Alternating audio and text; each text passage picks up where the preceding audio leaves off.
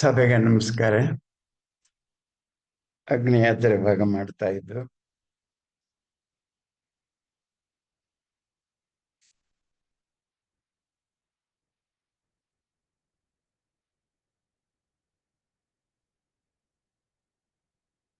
ಶ್ರೀರಾಮ ಚಿತ್ರಕೂಟಕ್ಕೆ ಹೋಗುವ ದಾರಿಯಲ್ಲಿದ್ದಾನೆ.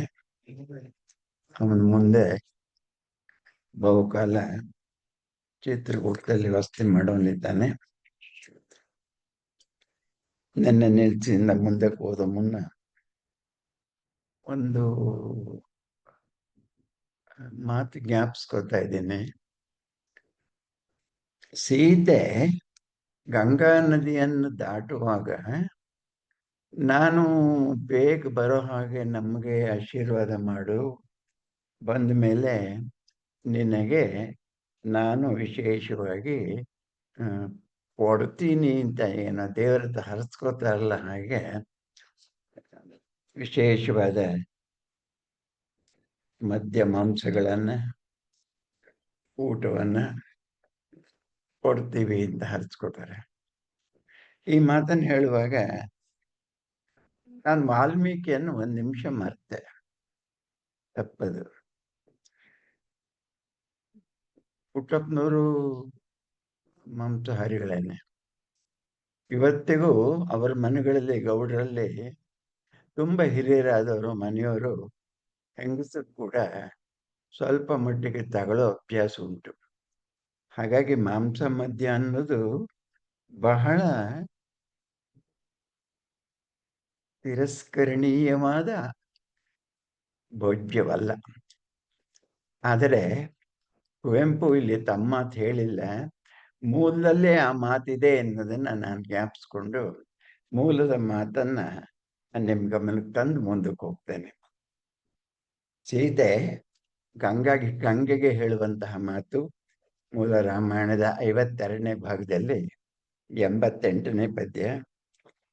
ಗವಾಂ ಶತಸಹಸ್ರಂಚ ವಸ್ತ್ರಾಣಿ ಅನ್ನಂಚ ಪೇಶಲಂ. ನಾನು ಸುಖಕರವಾಗಿ ಗಂಗೆಯನ್ನು ನೀನು ದಾಟಿಸಿದ್ದಕ್ಕಾಗಿ ವಾಪಸ್ ಬಂದ ಮೇಲೆ ನಿನಗೆ ನಾನು ಏನು ಕೊಡ್ತೀನಿ ಅಂದರೆ ನಿನಗೆ ನೀನು ಕೊಡಬಲ್ಲ. ಸೊ 100 ಜನ ಬ್ರಾಹ್ಮಣರನ್ನು ಕರೆದು ಊಟ ಹಾಕ್ತೀನಿ.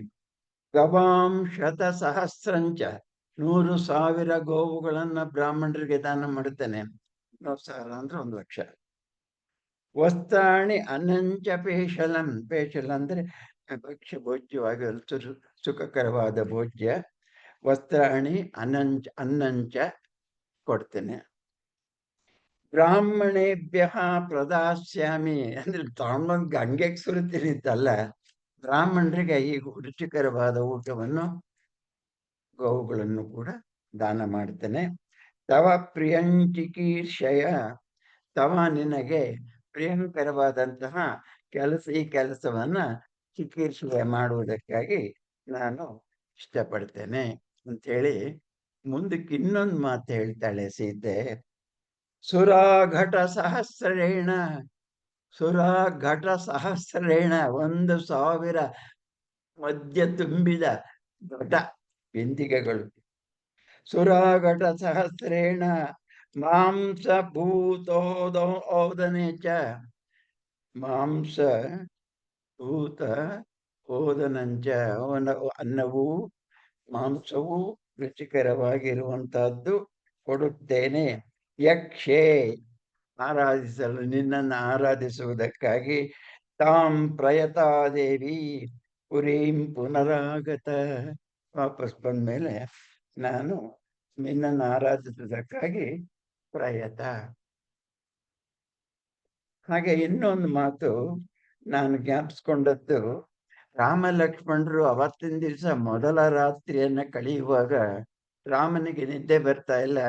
ಲಕ್ಷ್ಮಣನಿಗೆ ಹೇಳ್ತಾನೆ, ಲಕ್ಷ್ಮಣ ನೀನು ಅಯೋಧ್ಯೆಗೆ ವಾಪಸ್ ಹೋಗು.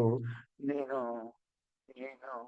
ನಿನ್ನ ಹೆಂಡತಿಗೆ ಸರಿಯಾಗಿ ಹೇಳಿ ಬಂದಿದ್ಯೋ ಇಲ್ವೋ, ಅವಳು ಎಷ್ಟು ದುಃಖಿನಿಯಾಗಿದ್ದಾಳೋ.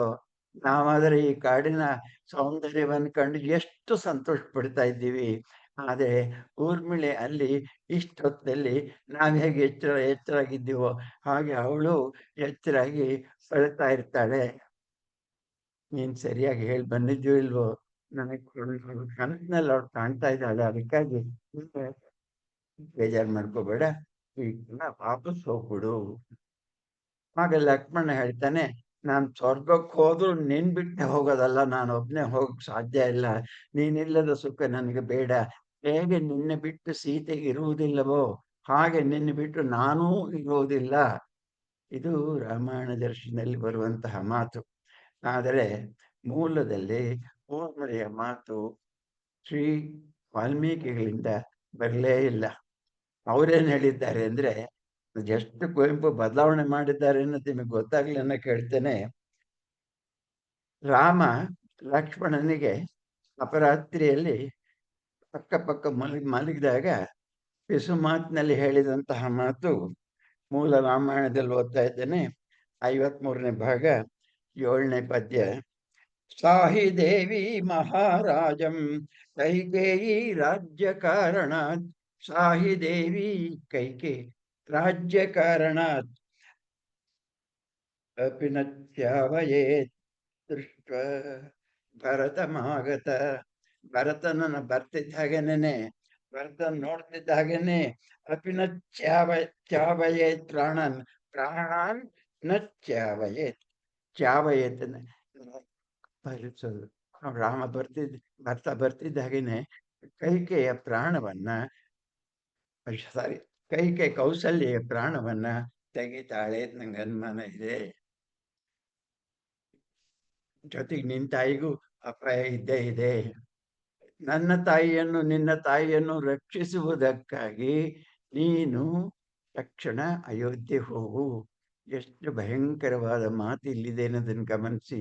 ನನ್ನ ಮೇಲ್ನೋಟಕ್ಕೆ ನಮಗೆ ಕಾಣೋ ಹಾಗೆ ರಾಮನ ಮನಸ್ಸಿನಲ್ಲಿ ಭಾರಿ ಸನ್ಯಾಸಿಯೊಬ್ಬನ ಸಮತೋಲನ ಇರುವಂತಹ ಸುಸ್ಥಿತಿಯ ಕಲ್ಯಾಣ ಮನಸ್ಸು, ಏರುಪೇರುಗಳಿಲ್ಲದ, ವಂಚನೆ, ಮತ್ಸರ, ಕೆಟ್ಟ ಗುಣಗಳಿಲ್ಲದ ಇತ್ಯಾದಿ ನಮಗೇನೇನು ಒಳ್ಳೆ ಗುಣ ಗೊತ್ತಿದೆಯೋ ಅವನ ರಾಮನ ತಲೆ ಮೇಲೆ ಹೇರಿ ನಾವು ಅಂದ್ಕೊಂಡ್ಬಿಡ್ತೀವಿ. ಅಲ್ಲಿ ನಿಜವಾಗಿ ವಾಲ್ಮೀಕಿ ಏನು ಹೇಳಿದ್ದಾರೆ ಅನ್ನೋದನ್ನ ನಮಗೆ ಗೊತ್ತಿರಬೇಕು. ಅಂದ್ರೆ ಕಾವ್ಯದ ಸೊಗಸು ಗೊತ್ತು, ಲಿಮಿಟೇಷನ್ ನಮಗೆ ಗೊತ್ತಿರಬೇಕು.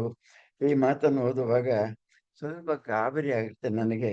ಸಾಹಿ ದೇವಿ ಮಹಾರಾಜಂ ಕೈಕೇಯಿ ರಾಜ್ಯ ಕಾರಣಾತ್ ಅಪಿ ನ ಚಾವಯೇತ್ರಾಣನ್ ದೃಷ್ಟ ಭರತಮಾಗತ. ಅಷ್ಟೇ ಹೇಳಿಲ್ಲ, ಇನ್ನೂ ಇದೆ ಮುಂದಿನ ಪದ್ಯದಲ್ಲಿ. ಸಹಿ ರಾಜ್ಯಸ್ಯ ಸರ್ವಸ್ಯ ಸುಖಮೇಕಂ ಭವಿಷ್ಯತಿ. ಈ ರಾಜ್ಯ ಸಿಕ್ಕಿದ ಮೇಲೆ, ಭರತ ಪಟ್ಟಕ್ಕೆ ಬಂದ ಮೇಲೆ, ಅವಳು ರಾಜಮಾತೆಯಾದ ಮೇಲೆ ಅವಳು ಸುಖಂ ಏಕಂ, ತಾನೊಬ್ಬಳೆ ಸುಖವನ್ನು ಅನುಭವಿಸ್ತಾಳೆ. ಯಾಕೆಂದ್ರೆ ರಾಮ ಕಾಡಿಗೆ ಹೋಗಿದ್ದಾನೆ, ಲಕ್ಷ್ಮಣ ಜೊತೆಗೆ ಹೋಗಿದ್ದಾನೆ, ಹಕ್ಕದಾರನಾದ ಇನ್ನೊಬ್ಬ ಶತ್ರುಘ್ನ ಪ್ರಿಯನಾಗಿದ್ದಾನೆ. ಆದ್ದರಿಂದ ಕೈಗೆ ಅಡ್ಗಾಲ್ ಕೊಡೋರು ಯಾರೂ ಇಲ್ಲ. ಸಹಿ ರಾಜ್ಯ ಸರ್ವಸ್ವ ಸುಖಮೇಕಂ ಭವಿಷ್ಯತಿ ತಾತೇತು ವಯಸ್ಸಾತೇತಿ. ಅಡ್ಡಿ ಮಾಡಬಹುದಾದರೂ ಮುಂದೆ ಅವ್ರಿಗೆ ವಯಸ್ಸಾಗಿದೆ, ಸತ್ಯದ ಗೊತ್ತಿಲ್ಲ ಏನು. ತಾತೇತ ವಯಸ್ಸಾತೇತಿ ವಯಸ್ಸಾತೀತೆ ಮೈಚ ಅರಣ್ಯಮಾಶ್ರತೆ. ನಾನು ಕಾಡುಪಾಲಾಗಿದ್ದೇನೆ, ತಂದೆ ತುಂಬ ವಯಸ್ಸಾಗಿದ್ದಾರೆ, ಕೈಕೆಯ ಆಟಪಾಠಗಳಿಗೆ ಕುಣಿತಕ್ಕೆ ಅಡ್ಗಾಲ ಹಾಕೋ ಶಕ್ತಿ ಅವರಿಗಿಲ್ಲ. ಮತ್ತು ಇನ್ನೂ ಎರಡು ಮಾತನ್ನ ರಾಮ ಹೇಳ್ತಾನೆ. ಅಪಿದಾನೀಂ ನ ಕೈಕೇಯಿ ಸೌಭಾಗ್ಯ ಮದ ಮೋಹಿತ ಕೌಸಲ್ಯಾಂಚ ಸುಮಿತ್ರಾಂಚ ಸಲ್ಲ ಸಂಪ್ರಭಾದೇತ ಮತ್ಕೃತೆ. ಸಂಪ್ರಭಾದೇತ ನಿರಂತರ ಕಾಡ್ತಾಳೆ ಕೌಸಲ್ಯನ್ನು, ನಿನ್ನ ತಾಯಿಯನ್ನು ಹೊಟ್ಟೆಗಿಚ್ಚಿನಿಂದ ಸಮತೆ ಮತ್ಸರದಿಂದ ನೀನು ಹೋಗದೆ ಹೋದ್ರೆ ಅಪಘಾತ ಆಗತ್ತೆ ನನ್ನ ತಾಯಿಗೂ ನಿನ್ನ ತಾಯಿಗೂ. ತಕ್ಷಣ ಹೋಗು, ಎಲ್ಲೂ ಊರ್ಮಿಳೆ ಮಾತಿಲ್ಲ. ಇದಾನೀಂ ನ ಕೈಕೇಯಿ ಸೌಭಾಗ್ಯ ಮದ ಮೋಹಿತ. ಸೌಭಾಗ್ಯದ ಮದದಿಂದ ಮೋಹಿತಳಾದ ಅವಳು ನ ಮಾಡುವುದಿಲ್ಲವೇ? ಏನ್ ಮಾಡುವುದಿಲ್ವೇ? ನಮ್ಮಿಬ್ಬರ ತಾಯಂದಿರಿಗೆ ಕಷ್ಟ ಕೊಡೋದಿಲ್ವೇ? ಕೌಸಲ್ಯಾಂಚ ಸುಮಿತ್ರಾಂಚ ಸಂಪ್ರಬಾಧೇತ ಮತ್ಕೃತೆ. ಮತ್ಕೃತೆ ಅಂದ್ರೆ ನನ್ನಿಂದಾಗಿ, ರಾಮನಿಂದಾಗಿ ನನಗೆ ಪಟ್ಟ ಕಟ್ಟ ಪ್ರಯತ್ನ ಮಾಡಿದ್ದಕ್ಕಾಗಿ ಭರತನಿಗೆ ನಷ್ಟ ಆಗುತ್ತೆ ಅನ್ನೋ ಕಾರಣಕ್ಕಾಗಿ ಈ ರಾಜ್ಯ ನನಗೆ ಬೇಕು ಅಂತ ಕೈಕೆ ಆಸೆ ಪಟ್ಟಿದ್ದಕ್ಕಾಗಿ ಈಗ ನನ್ನ ತಾಯಿಗೂ ನಿನ್ನ ತಾಯಿಗೂ ಕಷ್ಟ ಬಂತು. ಅದರಿಂದ ನಾವು ಕಾಡಿಗೆ ಬಂದು ಸೇರಿ, ಆದ್ರೆ ಅದು ಸುಖವಾಗಿಲ್ಲ. ಅದರಿಂದ ನೀನು ಹೋಗು, ರಕ್ಷಿಸ್ಕೋ. ಕ್ಷುದ್ರ ಕರ್ಮ ಹಿ ಕೈಕೇಯಿ. ಈ ಮಾತು ನೋಡಿ, ವಾಲ್ಮೀಕಿಗಳ ಬಾಯಿನಲ್ಲಿ ತುಂಬಾ ದುಷ್ಟಗಳು. ರಾಮನ ಬಾಯಿನಲ್ಲಿ ಹೇಳಿಸ್ತಾ ಇದ್ದಾಳೆ. ಕೈಕೇಯಿ ಎಷ್ಟು ದುಷ್ಟಳು? 100% ದುಷ್ಟಳು. ಕ್ಷುದ್ರ ಕರ್ಮ, ಕೆಟ್ಟ ಕೆಲಸ ಮಾಡೋಳು. ದ್ವೇಷಾತ್ ಅನ್ಯಾಯಮಾಚರೆ. ಎಷ್ಟು ಸರಳವಾಗಿದೆ ಭಾಷೆ. ಕುವೆಂಪು ಭಾಷೆಗಿಂತಲೂ ಈ ಸಂಸ್ಕೃತ ಸರಳ, ಸುಂದರ. ಇಡೀ ವಾಲ್ಮೀಕಿ ರಾಮಾಯಣ ಪೂರ್ಣ ಇದೇ ಭಾಷೆಯಲ್ಲಿದೆ. ಛಂದಸ್ಸು ಬದಲಾವಣೆ ಆಗಿಲ್ಲ, ಒಂದೇ ರೀತಿಯಲ್ಲಿ ಸರಳ ಸುಂದರವಾಗಿ ಕಳಿಸ್ತದೆ. ಈ ಶ್ಲೋಕ ನೋಡುವಾಗ ಒತ್ತಕ್ಷರಗಳೇ ಇಲ್ಲ, ಕಾಟ ಇಲ್ಲ. ಕ್ಷುದ್ರ ಕರ್ಮ ಹಿ ಕೈಕೇಯಿ ದ್ವೇಷಾತ್ ಅನ್ಯಾಯಮಾಚರೆ ಪರಿದತ್ಯಾಧಿ ಧರ್ಮಜ್ಞಂ ಕರಂ ತೇ ಮಮ ಮಾತರಂ. ಕರಂತೆ, ಕರ ಅಂದ್ರೆ ವಿಷಯ, ಕೊಡ್ತಾಳೆ ನನಗೂ ನಿನ್ನ ತಾಯಿಗೂ. ಮಮ ಮಾತರಂ, ಮಮ ನನ್ನ, ತೇ ನಿನ್ನ, ಮಾತರಂ ತಾಯಿಗೆ, ಗರಂ ವಿಷವನ್ನ ಪಾನ ಮಾಡುತ್ತಾಳೆ, ಕೊಲ್ತಾಳೆ. ಇಷ್ಟು ಕೆಟ್ಟದಾಗಿ ರಾಮ ಹೇಳಿದಾಗ ನಮಗೆ ಬರುವಂತಹ ಯೋಚನೆ, ಅಯ್ಯೋ ಶೂನ್ಯ. ಸ್ವಲ್ಪ ಮಟ್ಟಿಗೆ ನಮಗೂ ಎಲ್ಲೋ ಏನೋ ಒಂದು ರೀತಿ ಏನೋ ಅಪಘಾತ ಆದ ಮನೋಭಾವ ಉಂಟಾಗುತ್ತೆ. ನನಗಂತೂ ಗಾಬರಿ ಆಯಿತು. ಅದಕ್ಕಾಗಿ ಇದನ್ನು ಓದ್ಬೇಕಂತ ಇಷ್ಟಪಟ್ಟೆ. ನಾನೇ ಈ ಮಾತನ್ನ ಮಾತಾಡ್ತಾ ಇದ್ದು. ಕವಿಗಿರೋ ಸ್ವಾತಂತ್ರ್ಯ ಅದು, ಅದನ್ನು ಪ್ರಶ್ನೆ ಮಾಡೋಕೆ ನಾವು ಯಾರು? ಬಂದು ಪುಟಪ್ಪ ಬದಲಾವಣೆ ಮಾಡೋ ಅಧಿಕಾರ ಅವರಿಗಿದೆ ಅಂದ್ರೆ ಮಾಡಿ ಚೆನ್ನಾಗಿದೆ ಅಂತ ಅನಿಸ್ತಾ ಇದೆ ನನಗೆ. ಅದರಿಂದ ಅಧಿಕಾರ ಇಲ್ಲ ಇದೆ ಅನ್ನೋ ಪ್ರಶ್ನೆ ಬೇರೆ. ಕಾಪಿ ರೈಟ್ ಅಂತ ಇರ್ತದೆ ಈ ಕಾಲದ ಕಾನೂನಿನಲ್ಲಿ ಕೂಡ. ನಾವು ಈಗ ಡಿಸ್ಪ್ಲೇ ಮಾಡೋದು ತಪ್ಪು ಅನ್ನೋ ಮಾತೇ ನಾವು ಹಿಂದಿನ ಮಾತಾಡಿದ್ವಿ. ಆದರೆ ಈ ಬದಲಾವಣೆಗಳು ಅನಿವಾರ್ಯವಾಗಿ ಸಾವಿರ ಕವಿಗಳು ಮಾಡ್ತಾ ಬಂದಿದ್ದಾರೆ ಕಳೆದ 10,000 ವರ್ಷಗಳಲ್ಲಿ. ನಾನು ಈಗ ಅಗ್ನಿ ಯಾತ್ರೆಗೆ ಬರ್ತೇನೆ. ಯಾಜಕರು ಶವವನ್ನ ಎಣ್ಣೆಯ ಕಡಾಯದಿಂದ ತೆಗೆದು ಹಿಡ್ಕೊಂಡು ಬರ್ತಾ ಇದ್ದಾರೆ. ಕನಕ ಶಿಬಿರಕ್ಕೆ, ಶಿಬಿಕೆ ಶವವಾಹನ ಇಟ್ಟಿದ್ದಾರೆ. ಸುಡು ನೆಲಕ್ಕೆ ಹೊತ್ತು ಉಯ್ದು ಆಕ್ರಂದಿಸುತ್ತೆ ಜನಂ. ಬಿಟ್ಟಯೋಳ್ ಪಟ್ಟಣಿಗರ್, 3 ಜನ ಚಂದನಾಗರು ಸರಳ ಪದ್ಮಕ ಚೂರ್ಣದಿಂದ ಅಲ್ಲಲ್ಲಿ ಧೂಪಮಿಟ್ಟು ಇಡೀ ನಡೆಯುವ ದಾರಿಯನ್ನ ಸುಗಂಧ ಮಾಡ್ತಾ ಇದ್ದಾರೆ. ಮತ್ತು ಧಾರಾಳವಾಗಿ ಅರಮನೆಯಿಂದ ಮಾತ್ರ ಅಲ್ಲ, ಊರಿನ ವರ್ತಕರು, ಶ್ರೀಮಂತರುಗಳು ಕೂಡ ಚಿನ್ನದ ನಾಣ್ಯಗಳನ್ನು ಎಸೆಯುತ್ತಾ ಇದ್ದಾರೆ. ನಾವು ಒಂದೊಂದು ಇಡೀ ಅಕ್ಕಿಯನ್ನು ಎಸೆತೀವಿ. ಒಂದು ಕವನದಲ್ಲಿ ಪೂತಿನವರು ಬಹಳ ಚೆನ್ನಾಗಿ ಹೇಳ್ತಾರೆ. ಸತ್ಯ ಹರಿಶ್ಚಂದ್ರ ನಾಟಕದಲ್ಲಿ ಹಿಡಿ ಅಕ್ಕಿಯನ್ನು ಚೆಲ್ಲುತ್ತ ಶ್ರೀಮಂತಿಕೆಯ ಹಿರಿಮೆಯನ್ನು ತೋರಿಸುವುದಕ್ಕಾಗಿ ನಿಜವಾಗಿ ಆಗೋದು ದಾನ ಕೊಟ್ರೆ, ಬೀದಿನಲ್ಲಿ ಎಸೆತಾನೆ ಅಂದ್ರೆ ಅದನ್ನ ಕಾಳು ಕ್ಯಾಚ್ ಇಟ್ಕೊಂಡು ಯಾರು ತಗೊಂಡೋಗಿ ಬರಲ್ಲ.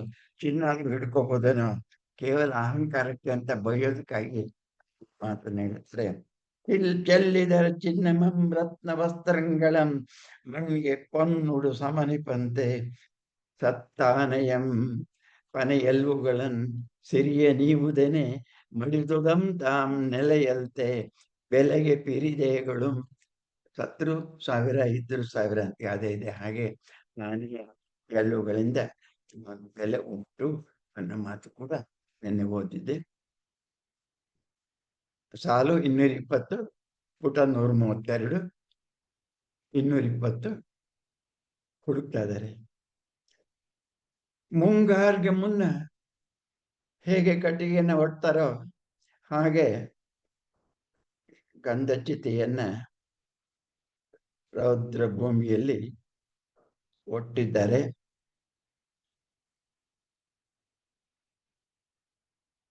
ನಾನು ಯಾಕೆ ನಿಧಾನ ಮಾಡ್ತಾ ಇದ್ದೀನಿ ಅಂದ್ರೆ, ಕಣ್ಗೆ ಎಸೆದುದು ಅನ್ನೋ ಪದ ಅಲ್ಲಿದೆ. ಅದನ್ನ ನಿಂದಿಸ ಜ್ಞಾಪಿಸ್ಕೊತಾ ಇದ್ದೆ. ಹ್ಮ್, ಚಿತೆಯನ್ನು ಕಂಡು ಎಷ್ಟು ಚೆನ್ನಾಗಿ ಚಿತೆ ಕಟ್ಟಿದ್ದಾರೆ ಅನ್ನೋ ಮಾತು ಚೆನ್ನಾಗಿದ್ರು, ಆ, ಹೆಣ ಸುಡೋ ಜಾಗದಲ್ಲಿ ನಾವಿರುವಾಗ ಕಣ್ಣೀರು ಕರಿಯುವಾಗ ಆ ಮಾತು ನಮ್ಮ ಬಾಯಲ್ಲಿ ಬರೋಲ್ಲ. ಅಸಹಜ ಅಂತ ಅನ್ಸುತ್ತೆ. ಮತ್ತೆ ಅದಕ್ಕೆ ಒಪ್ಪಿಟ್ಕೊಳಕ್ಕೆ ನಾನೊಂದು ಅಡ್ಡ ಮಾತು ಹೇಳಿದೆ. ಏನು ಅಂದ್ರೆ, ಸತ್ಯ ಸಾಹಿತ್ಯನ ಗ್ಯಾರಂಟಿ ಆಗಿರುವಾಗ ಮಬ್ಬಿನ ಮುದುಕರು ಸತ್ತಾಗ ಯಾರು ತಾನೇ ಬಾಯಿ ಬಡ್ಕೊಂಡು ಹೇಳ್ತಾರೆ? ಒಂದ್ ಸ್ವಲ್ಪ ಹಾ ಹ್ಞೂ ಅಂತಾರೆ, ಮತ್ ಬೇಗ ಟೀ ಕುಡಿಯೋಕೆ ಹೋಗೋಣ ಹೊತ್ತಾಗಿದೆ ಅಂತಾರೆ ಅಷ್ಟೇ. ಹಂಗಲ್ಲ ಅದು. ಆತ್ಮೀಯತೆ ಸಂಬಂಧ ಬಂಧುತ್ವ ಎಷ್ಟಿದೆಯೋ ಅಂದ್ರೆ ಅದು ವಯಸ್ಸಿನ ಗಣನೆಗೆ ಬರೋದಿಲ್ಲ. ಅಗಲಿಕೆ ಏನೋ ಇದ್ದೇ ಇರ್ತದೆ. ಅದು ಭರತನಿಗೆ ಸಾಧ್ಯನೇ ಇಲ್ಲ. ಭರತನ್ ಉರಿ ಇಕ್ಕಿದನ್ ಕಡ್ಡಿಗಿಲ್ಲ, ಪರ್ವಿ ನೀಳ್ದುದು ಗಾಳಿ ವಟ್ಟಕ್ಕೆ ಹುತಾಶನಂ. ಗಾಳಿಯ ದಾರಿಯಲ್ಲಿ ಹುತಾಶನಂ ಬೆಂಕಿ ನೀಳ್ದು ಹೋಗ್ತಾ ಇದೆ. ಸಗ್ಗಕ್ಕೇರುವ ಬೆಂಕಿ ತೇರಿನಂತೆ. ಎಷ್ಟು ಚೆನ್ನಾಗಿ ಹೇಳ್ತಾರೆ. ಸಹಜವಾಗಿ ಬೆಂಕಿ ಉರಿಯುತ್ತೆ. ಉರಿ ಹೆಚ್ಚು ಸೌದೆ ಇದ್ದಾಗ ಆಕಾಶದಲ್ಲಿ ಹೋಗುತ್ತೆ ಅನ್ನೋದು ಸಹಜ. ಅದನ್ನ ಬೆಂಕಿ ತೇರು ಅಂತ ಹೇಳಿ ಕಲ್ಪನೆ ಮಾಡ್ತಾರೆ. ಎಲ್ಲರೂ ಆಮೇಲೆ ಸರಿಯು ನದಿ, ಸರಿಯು ನದಿಗೆ ಆಮೇಲೆ ಸ್ನಾನಕ್ಕೆ ಹೋದ್ರು ಅನ್ನೋದನ್ನು ಕೂಡ ನಾನು ಹೇಳಿದ್ದೇನೆ. ಹುಬ್ಳಿಯನ್ನು ಕುರಿತು ಮಾತನಾಡ್ತಾ ಇದ್ದೆ. ಅವಳು ಎಲ್ಲೋದ್ಲು ಅಂತೇಳಿ. ಅವಳು ಕೂಡ ಅಗ್ನಿಯಲ್ಲಿ ದಗ್ಧಳಾದ ಒಂದು ಮಾತನ್ನು ಹೇಳ್ತೇನೆ. ಅವಳಿಗಾಗಿ ಕುವೆಂಪು ಎಷ್ಟು ಮನ ಮಿಡಿದಿದ್ದಾರೆ ಅನ್ನೋ ಮಾತುಗಳನ್ನು ಕೂಡ ನಾನು ಹಿಂದಿನ ದಿವಸ ನಾನು ಓದಿದ್ದೇನೆ.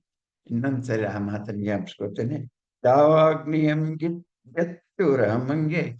ಆ ದಾವಾಗ್ನಿ ಅಂತ ನೋಡ ದೂರದಲ್ಲಿ ರಾಮ ಅಂತ ಭ್ರಮೆಯಿಂದ ಹತ್ಕೊಂಡಿದ್ದಾಳೆ ಅಂತೇಳಿ. ಪಾಪ ಕೆದರಿದುದು ದಿಕ್ಕು ದಿಕ್ಕಿಗೆ ತನ್ನ ಕೇಸರಿಯ ಕೇಶಪಾಶದ ರಾಶಿ ರಾಶಿ ವಿನ್ಯಾಸಮಂ ಸೂಸಿಸುದು ತೋರ ತಾರೆಯ ಕೆಂಡದರೆ ತೋರ ತಾರೆಯ ಕೆಂಡಧಾರೆಯಂ. ಹಾರುವ ಕಿಡಿಗಳನ್ನು ಕೂಡ ಬಣ್ಣಿಸೋದಕ್ಕೆ ಇಷ್ಟ. ಒಂದು ದೊಡ್ಡ ದೊಡ್ಡ ನಕ್ಷತ್ರಗಳು ಕೂಡ ಅನ್ನೋ ಹಾಗೆ ಕಿಡಿ ಹಾರಿತು. ಅದಕ್ಕೆ ಇನ್ನೊಂದು ಸೇರಿಸಿದ್ದಾನೆ, ಶಿಬಿಕಾಸುರ. ಕಾಡೆಲ್ಲ ನುಂಗಿ ನುಣಿಯುತ್ತೆ, ನೆಕ್ಕುತ್ತೆ. ನಗ ಜಗದ ಕಗ ಮೃಗದ ಬನ ಸೊಗದ ಜೀವ ಮಂಸ ಪಾರಿಸುತ್ತೆ. ಬೆಂಕಿ ಹಾರಿಸುತ್ತೆ. ನಗ ಜಗ ಬೆಟ್ಟದ ಜಾಗ ಚೀರಿಸುತ್ತೆ, ಕೊಲ್ಲುತ್ತೆ, ಮೆಲ್ಲುತ್ತೆ. ಪ್ರಳಯ ಪಣಿ ಅಗ್ನಿತನು ತಾಂ. ಪ್ರಳಯದ ಪಣಿ ಅಗ್ನಿ. ಇಲ್ಲಿ ಅಗ್ನಿಯನ್ನು ಪಣಿಗೆ ಕಲ್ಪನೆ ಮಾಡ್ತಾನೆ. ಲಯ ಭೋಜನಕ್ಕೆ ನೀಡಿದ ಹೀಗೆ ಬಂದ ಬೆಳೆಸಿದ ಅಗ್ನಿ ಮಂತರೆಯ ಮೂರ್ತಿ. ಆ ಸುಟ್ಟು ಸೀದುದು ಹೇಗೆ ಚಿಟ್ಟೆ ಸೀವಂತೆ. ಹೀಗೆ ಅಲ್ಲಿಂದ ಮುಂದಕ್ಕೆ ಅವರು ಚಿತ್ರಕೂಟಕ್ಕೆ ಪ್ರಯಾಣ ಮಾಡುವ ಮಾತನ್ನು ಓದ್ತೇನೆ. ಕೈಗೆ ಭರತರಿಗೆ ಇರ್ಮಡಿಯ ಕಾತರಕ್ಕೆ ಇಲ್ಲಿ ಸ್ವಲ್ಪ ಅನಗತ್ಯವಾದ ಮಾತುಗಳಿದೆ ಅಂತ ಇನ್ನಿಂದಿತ್ತು ನಾನು ಹೇಳ್ತಾ ಇದ್ದೆ. ಬೇಗ ಹೋಗ್ಬೇಕು, ರಾಮ ಸೀತೆ ಹೇಗಿದ್ದಾರೋ ಅಂತ ನೋಡ್ಬೇಕು ಅನ್ನೋ ಆಸೆ ಕೌಸಲ್ಯಗೆ, ಸುಮಿತ್ರೆಗೆ, ಊರ ಜನಕ್ಕೆ ಎಲ್ರಿಗೂ ಇರ್ತದೆ. ಎಲ್ರಿಗಿಂತ ಹೆಚ್ಚಾಗಿ ಕವಿಯಾದ ನನಗಿದೆ. ಯಾಕೆಂದ್ರೆ ಸುಂದರವಾದ ಕಾಡಿನಲ್ಲಿ ರಾಮ ಸೀತೆಯರು ಅತ್ಯಂತ ಸಂತೋಷದಿಂದ ಇದ್ದು ಸಂತೋಷರಾಗೇ ಇರ್ತಾರೆ ಅಂತ ಗೊತ್ತಿರೋದ್ರಿಂದ ಅವ್ರ ಜೊತೆನಲ್ಲಿ ನಾನು ಆ ಸುಂದರವಾದ ತೀರ್ಥಹಳ್ಳಿ ತಾಲೂಕಿನ ಕಾಡುಗಳನ್ನ ನೋಡ್ಬೇಕು ಅಂತ ಹೇಳಿ ಓಡ್ತಾ ಇದ್ದೇನೆ. ಓಡಿ ಬಂದದ್ದಕ್ಕೆ ಅವಳು ಹೋದ್ಲು, ತಲುಪಲಿಲ್ಲ. ಆದರೆ ನಾನು ಅವರಿಗಿಂತ ಮುಂಚೆ, ಯಾಕೆಂದ್ರೆ ಅವರಿಗೆ ರಥ ಇದೆ, ಓಡಿ ಬರೋಕ್ಕೆ ಕಾಲಕ್ಕೆ ಶಕ್ತಿ ಇದೆ. ಆದರೆ ಮನೋವೇಗ ಇದೆ. ಗರುಡನಿಗೆ ಮೀರಿದ ಮನೋವೇಗ ಕವಿಗಿದೆ. ಕವಿಯ ಕಲ್ಪನೆಗೆ, ವಿಲಾಸಕ್ಕೆ ಕ್ಷಣದಲ್ಲಿ ಆಫ್ರಿಕಾಗೆ ಹೋಗಿ ಬಂದ್ಬಿಡ್ಬೋದು. ಆಲೋಚನಾ ವೇಗ ಅದು ಬೆಳಕಿನ ವೇಗಕ್ಕಿಂತ ಜಾಸ್ತಿ. ಅದಕ್ಕಾಗಿ ನಾನು ಮುಂಚೆ ಹೋಗ್ಬೇಕಂತ ಬಂದಿದ್ದೇನೆ. ಸಹೃದಯಿ ರಾಮ ಋಷಿಯನ್ನ ಕಾಣುವುದಕ್ಕೆ ಪದಗಳನ್ನು ಬಳಸ್ತಾರೆ. ರಾಮ ಋಷಿ ಇದ್ದ ಹಾಗೆ ಭರತ ಋಷಿ ಅಂತೂ ಬಳಸಿರೋದನ್ನ ನಾನು ಈ ಸಂದರ್ಭ ಜ್ಞಾಪಿಸ್ಕೊಂಡೆ. ಪುಣ್ಯಾತ್ಮ ರಾಮನಿರೆ ದೈವ ಪೂಜ್ಯೆ ಮಂಗಳೇ ಮಂಗಳೇ ಎನ್ನ ಕೃತಿಕನ್ಯೆ.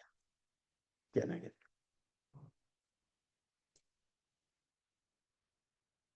ನೆನ್ನೆ ಬಹಳ ಓದಿದ್ದೇನೆ, ಅದರಿಂದ ಸ್ವಲ್ಪ ಮುಂದೆ ಹೋಗ್ತೇನೆ. 40ನೇ ಸಾಲು. ಹೇಮದಿಂ ಮರಳುವಂತೆ ಹೇಮದಿಂ ಪರಕೆಗೈ ಕಾಯಿ ಜೀವನ್ ಜೀವೇಶನಂ ಕರುಣೆಯಿಂದ ಓವಿ ರಕ್ಷಿಸಿ. ಓ ತಾಯೇ, ಹಿಂತಿರುಗಿ ಬಂದ ಆಮೇಲೆ ನಿನಗೀ ಬೆನವು ಮಾಂಸ ಭೂತೌದನದ ಸುರಾಗಟ ಸಹಸ್ರದ ನಿರ್ದುಷ್ಟ ಪುಷ್ಟ ಸಂತುಷ್ಟ ನೈವೇದ್ಯಮಂ ನಿನಗಿಷ್ಟಮಂ ದೇವಿ. ಕೈ ಮುಗಿದನಿದೋ ಗಂಗೆ. ಸೀತೆ ಹೇಳಿದ ಮಾತುಗಳನ್ನ ಅಂದ್ರೆ ರಾಮಾಯಣದಲ್ಲಿ ವಾಲ್ಮೀಕಿ ಏನ್ ಹೇಳಿದ್ದಾರೆ ಅನ್ನೋದನ್ನು ಕೂಡ ಓದ್ತಾ ಜ್ಞಾಪಿಸಿದ್ದೇನೆ. ಈಗ ಜನಕಜ ಸುತ್ತಲಂ ಬಿಚ್ಚಿ ನೋಡುತ್ತಾ, ಕಾಡನ್ನು ಮೊದಲು ಸಾರಿ ನೋಡಿದಾಳೆ. ಇಲ್ಲಿವರೆಗೆ ಕಾಡಿನಲ್ಲೇ ಬದುಕಿದ್ರು 16 ಮೈಲಿಗಳು ಪ್ರಯಾಣ ಮಾಡುವಂತಹ ಕಲ್ಲುಗಳಿಂದ ಮುಳ್ಳುಗಳಿಂದ ಒತ್ತಿಸ್ಕೊಳ್ಳುವಂತ ಸಂದರ್ಭ ಅವಳಿಗೆ ಬಂದಿರಲಿಲ್ಲ. ಪಾಪ ರಾಜಕುಮಾರಿ ಆಗಿದ್ದಾಳಲ್ವಾ. ಆದ್ದರಿಂದ ಈಗ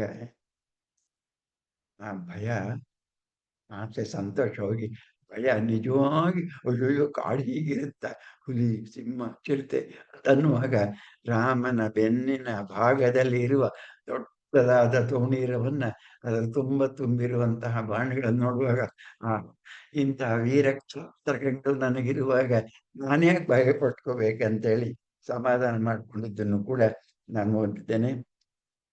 ಬಟ್ಟೆಯ ಬಳಲಿಕೆ, ಬಟ್ಟೆದಾರಿ ರಘುನಂದನಂ ಸತಿಗೆ ನಾನಾ ವಿಚಿತ್ರಂಗಳಂ ಹೇಳ್ತಾ ಸಮಾಧಾನ ಮಾಡ್ತಾ ಕರ್ಕೊಂಡು ಹೋಗಿ ಬಂದ ಅನ್ನೋ ಮಾತುಗಳನ್ನ 70, 80ನೇ ಸಾಲುಗಳಲ್ಲಿ ಓದಿದ್ದೇನೆ. ನೀರಳ್ಕೆಯಂ ಸನ್ನೆಯಂ ಸೂಚಿಸಿ ತರಳೆ ಸೀತೆ ನರಳೆ ಬೇಗ ಓಡಿದಂ ಊರ್ಮಿಳಾ ಸ್ವಾಮಿ. ಲಕ್ಷ್ಮಣ ಅನ್ನೋದಿಲ್ಲ ಕವಿ, ಸಾಧ್ಯನೂ ಅಲ್ಲಿ ಊರ್ಮಿಳೆ ನೆನ್ಸ್ಕೋಬೇಕು. ಊರ್ಮಿಳಾ ಸ್ವಾಮಿ ಲಕ್ಷ್ಮಣನಿಗೆ ಒಂದು ರೆಕಗ್ನಿಷನ್ ಬೇಕು ಅನ್ನೋದಾದ್ರೆ ಅದು ಅವನದೇ ಆದಂತಹ ವಿಶೇಷ ಗುಣಗಳಿಂದಲ್ಲ ಊರ್ಮಿಳ ಗಂಡ ಅಂತ. ಬೇಕಂತ ಚೇಷ್ಟೆ ಅಲ್ಲ, ಊರ್ಮಿಳೆಯ ಅವಳ ಸ್ವಭಾವವನ್ನ, ಅವಳ ಹಿರಿಮೆಯನ್ನು ಹೇಳೋದಕ್ಕಾಗಿ ಈ ತರ ಪದಗಳನ್ನ ಕವಿ ಬಳಸ್ತಾರೆ. ರಾಜೀವ ರಾಜೀಂ ರಾಜೀವ ಸರೋವರಂ ಆ ಪ್ರಯೋಗದ ಸೌಂದರ್ಯವನ್ನು ಕೂಡ ನಾನು ಓದಿದ್ದೇನೆ. ಬರ್ತಾ ಇರುವಾಗ ಬೇಕಾದ ಹಾಗೆ ಬಂಡುಣಿ ಅಂದ್ರೆ ಜೇನುಹುಳುಗಳು, ನಸರೇಂದ್ರ ಜೇನುಹುಳನು ತೆರೆಗೈಯಿಂದ ಚಪ್ಪಾಳೆ ಇಕ್ಕಿದಳ್, ಮುದ್ದಾಡಿ ತೂಗಿದಳ್ ನಿದ್ದೆಯೊಟ್ಟಿಲೊಟ್ಟು ಆ ಮೂವರಂ ಶ್ರೀಮಂತರಂ ಸರೋವರ ಶ್ರೀ ಮೆರೆದು ವೈ ಮಿಂಚು ಮುಳ್ಳುಗಳ ಸೇನೆ, ಮೇಲೆ ಚುಕ್ಕಿಗಳು ಕೆಳಗೆ ಮಿಂಚು ಹುಳುಗಳು. ಹೀಗೆ ರಾತ್ರಿ ಆನಂದವಾಗಿ ಕಳೀತಾ ಇದ್ದಾರೆ. ತಮ್ಮ ಪಿಂತುರು ಅಯೋಧ್ಯೆಗೆ ರಾತ್ರಿಯಂ ಕಳೆದು, ತಮ್ಮ ರಾತ್ರಿ ಕಳೆದು ನೀನ್ ಬೆಳಿಗ್ಗೆ ಅಯೋಧ್ಯೆಗೆ ಹೋಗು, ಅಲ್ಲಿ ಊರ್ಮಿಳೆ ತಪಸ್ವಿನಿ ಈ ನಿದ್ದೆ ಬಿಟ್ಟು ಕಾಯ್ತಾ ಇದ್ದಾಳೆ, ನನಗೆ ಕನಸು ಬಂದಿದೆ ಅನ್ನೋ ಮಾತುಗಳನ್ನ ನಾನು ಓದಿದ್ದೇನೆ. ಸೋತು ಗೆಲ್ಲುತ್ತೆ ಮತ್ತೆ ಗೆಲ್ಲುದು ಸೋಲುವ ಶಾಂತಿಯಂ. ಈ ಅದು ಕಾಡು ತಪಸ್ವಿಗಳ ಕಾಡು, ಅದು ಹುಲಿ ಸಿಂಹಗಳ ಕಾಡಲ್ಲ. ಅಲ್ಲಿ ಹುಲಿ ಸಿಂಹಗಳ ಕಾಡಾದರೆ ಪ್ರಧಾನವಾಗಿ ಗರ್ಜನೆ ಇರುತ್ತೆ, ದ್ವೇಷ ಇರುತ್ತೆ, ರೋಷ ಇರುತ್ತೆ, ಆವೇಶ ಇರುತ್ತೆ, ಒಲಗಡಿಕೆತನ ಇರುತ್ತೆ. ಆದರೆ ಪರ್ಣಕುಟಿಯನ್ನು ಕಟ್ಕೊಂಡು ಶಾಂತ ಸ್ವಭಾವದ ಸನ್ಯಾಸಿಗಳು ಜೀವನ ಮಾಡುವಾಗ 16 ಶಿಷ್ಯಗಳಿಗೆ ಪಾಠ ಹೇಳುತ್ತಾ ನಿರಂತರ ವೇದಘೋಷ ಮಾಡ್ತಾ ಇರುವಾಗ ಅಲ್ಲೇನಿರುತ್ತೆ ಅಂತ ಕುವೆಂಪು ಹೇಳ್ತಾನೆ. ಶಾಂತಿ, ಎಂಥ ಶಾಂತಿ, ಆಶ್ರಮದ ಶಾಂತಿ, ಭ್ರಾಂತಿರಹಿತ ಆನಂದಶೀಲ ಕಾನನಕ ಶಾಂತಿ, ಆದರ್ಶ ಸಾಧನೆ ಹರ್ಷದುಜ್ವಲ ಶಾಂತಿ. ಒಂದು ಶಾಂತಿ ಎಷ್ಟು ತರಹ ಬರ್ಬೋದು ಅನ್ನೋದು ನೋಡಿ. ಒಂದು ಆಶ್ರಮದ ಸಹಜದ್ದು, ಎರಡನೇದು ಆನಂದಶೀಲ ಕಾನನ ಶಾಂತಿ, ಮೂರನೇದು ಹರ್ಷದುಜ್ವಲ ಶಾಂತಿ, ನಾಲ್ಕು ಚಿಂತೆಗೆ ಅತೀತವಾದಂತ ಸೃಷ್ಟಿ ರಹಸ್ಯವನ್ನ ನಿರಂತರ ಚಿಂತಿಸುವ ಚರ್ಚಿಸುವ ಚರ್ಚೆಗಳ ಶಾಂತಿ. ಅದು ಕೂಡ ದೈವದ ರಹಸ್ಯವನ್ನು ಅರಿಯುವಂತಹ ಆನಂದದ ಚರ್ಚೆಯಾಗಿರೋದ್ರಿಂದ ವಾಗ್ವಾದ ಜಗಳ ಅಲ್ಲ, ಅದು ಶಾಂತಿ. ಸಂದೇಹಗೊಂಡು ನನ್ನ ತಿದ್ದಿಕೊಳ್ಳುವುದಕ್ಕಾಗಿ ಮತ್ತೆ ಮುನ್ನಡೆವ ಸಾಹಸದ ಮಂಥನ ಮನಃಶಾಂತಿ, ಸೋತ ಗೆಲ್ಲುವ ಮತ್ತು ಗೆದ್ದು ಸೋಲುವ ಶಾಂತಿ, ಧ್ಯಾನದ ಶಾಂತಿ, ಜಪದ ಶಾಂತಿ, ತಪದ ಶಾಂತಿ ಎಲ್ಲವೂ ಶಾಂತಿಯ ಅಡಿಯಲ್ಲೇ ಬರ್ತದೆ. ಅಲ್ಲಿ ಅಲ್ಲಿ ಶಾಂತಿ ಅಲ್ಲದೆ ಬೇರೆ ಇಲ್ಲ ಅಂತ ಸುಂದರವಾದ ಕಾಡಿನ ಶಾಂತ ಪ್ರದೇಶಕ್ಕೆ ಕಾರಣ ಬರ್ತಾ ಇದ್ದಾರೆ. ಅಲ್ಲಿ ಪರ್ಣಶಾಲೆ, ಕೊಡೆಗಚ್ಚಲ ಆಕಳುಗಳು ನೆಲದಲ್ಲಿ ಮೇಯುತ್ತಿವೆ. ಒಂದು ಮಲಗಿದೆ, ಇನ್ನೊಂದು ಮುದ್ದು ಕರುವನ್ನು ನೆಕ್ಕಿ. ಇಲ್ಲಿ ಆಶ್ರಮದಲ್ಲಿ ಹುಲಿಗಳು ಹಸುಗಳು ಫ್ರೆಂಡ್ ಆಗಿರ್ತವೆ, ಪರಸ್ಪರ ನೆಕ್ತವೆ. ಅದನ್ನು ನಮಗೆ ಅರ್ಥ ಮಾಡ್ಕೊಳ್ಳೋಕೆ ಸಾಧ್ಯ ಆದರೆ ಕುವೆಂಪುವಿನ ಈ ವಿವರಣೆ ಅರ್ಥ ಆಗ್ತದೆ. ಮುದ್ದು ಕರುವನ್ನು ನೆಕ್ಕಿ ಜೊಲ್ಲು ಸಕ್ಕರೆ ಅಕ್ಕರೆಯ ಸೂಸಿ ಸೊಗಸುತ್ತಿಹುದೊಂದು ಹಸು ಗೋಳಿ ಅದೊಂದು ಓಡಾಡಿ ಕೆಮ್ಮಣ್ಣನ್ನು ನುಂಗಿ ಮೇಲೆ ಹಾಕೊಂಡು ಬಣ್ಣ ಮಾಡ್ಕೊತಾ ಇದೆ. ಅದು ಗೂಳಿ ಕೆಲಸ. ಕೋತಿಗಳು ತರಿದು ನೆಲಕೆಸೆವ ಪಣ್ಣುಗಳ ಮಲಂಗಳ ಕ್ಯಾಚ್ piಡಿದು ಆನಂದ ಮಾಡುತ್ತಿವೆ. ಪಾತಿಯ ಸಾಲುಗಳ ನಡುವೆ ನೀರಿಗೆ ಕೊಕ್ಕಿಟ್ಟೊಡನೆ ಬಾನ್ಗೆ ಮೊಗಮೆತ್ತುತ್ತಂ ಮತ್ತೆ ಮತ್ತೆ ಎಸಗಿ ಪಾರಿಪಾನ ಅನಾಸಕ್ತಿತ ಮೂರ್ತಿಗೊಂಡಂತೆ ನವಿಲ್ ಕಣ್ಗೆಟ್ಟಮಾಗಿದೆ. ತನ್ನ ಉದ್ದ ಪೀಲಿಯಿಂದ, ಅಂದ್ರೆ ಉದ್ದವಾದ ತನ್ನ ಬಾಲದಿಂದ ಕಸಗುಡಿಸ್ತಾ ಇದೆ ಋಷ್ಯಾಶ್ರಮದ ಮುಂದುಗಡೆ. ಇದೆಲ್ಲ ಸತ್ಯ ಅಲ್ಲ, ಕಲ್ಪನೆಗಳು. ಮೂರ್ತಿಗಂಡಂತೆ ಕಣ್ಗೆಡ್ಡ ನವಿಲ್, ಎಡ್ಡ ಅಂದ್ರೆ ಸುಂದರ. ನೀಳ ಪೀಲಿಯ ಚವರಿಯಿಂದ ಗೂಡಿಸುತ್ತಿದೆ.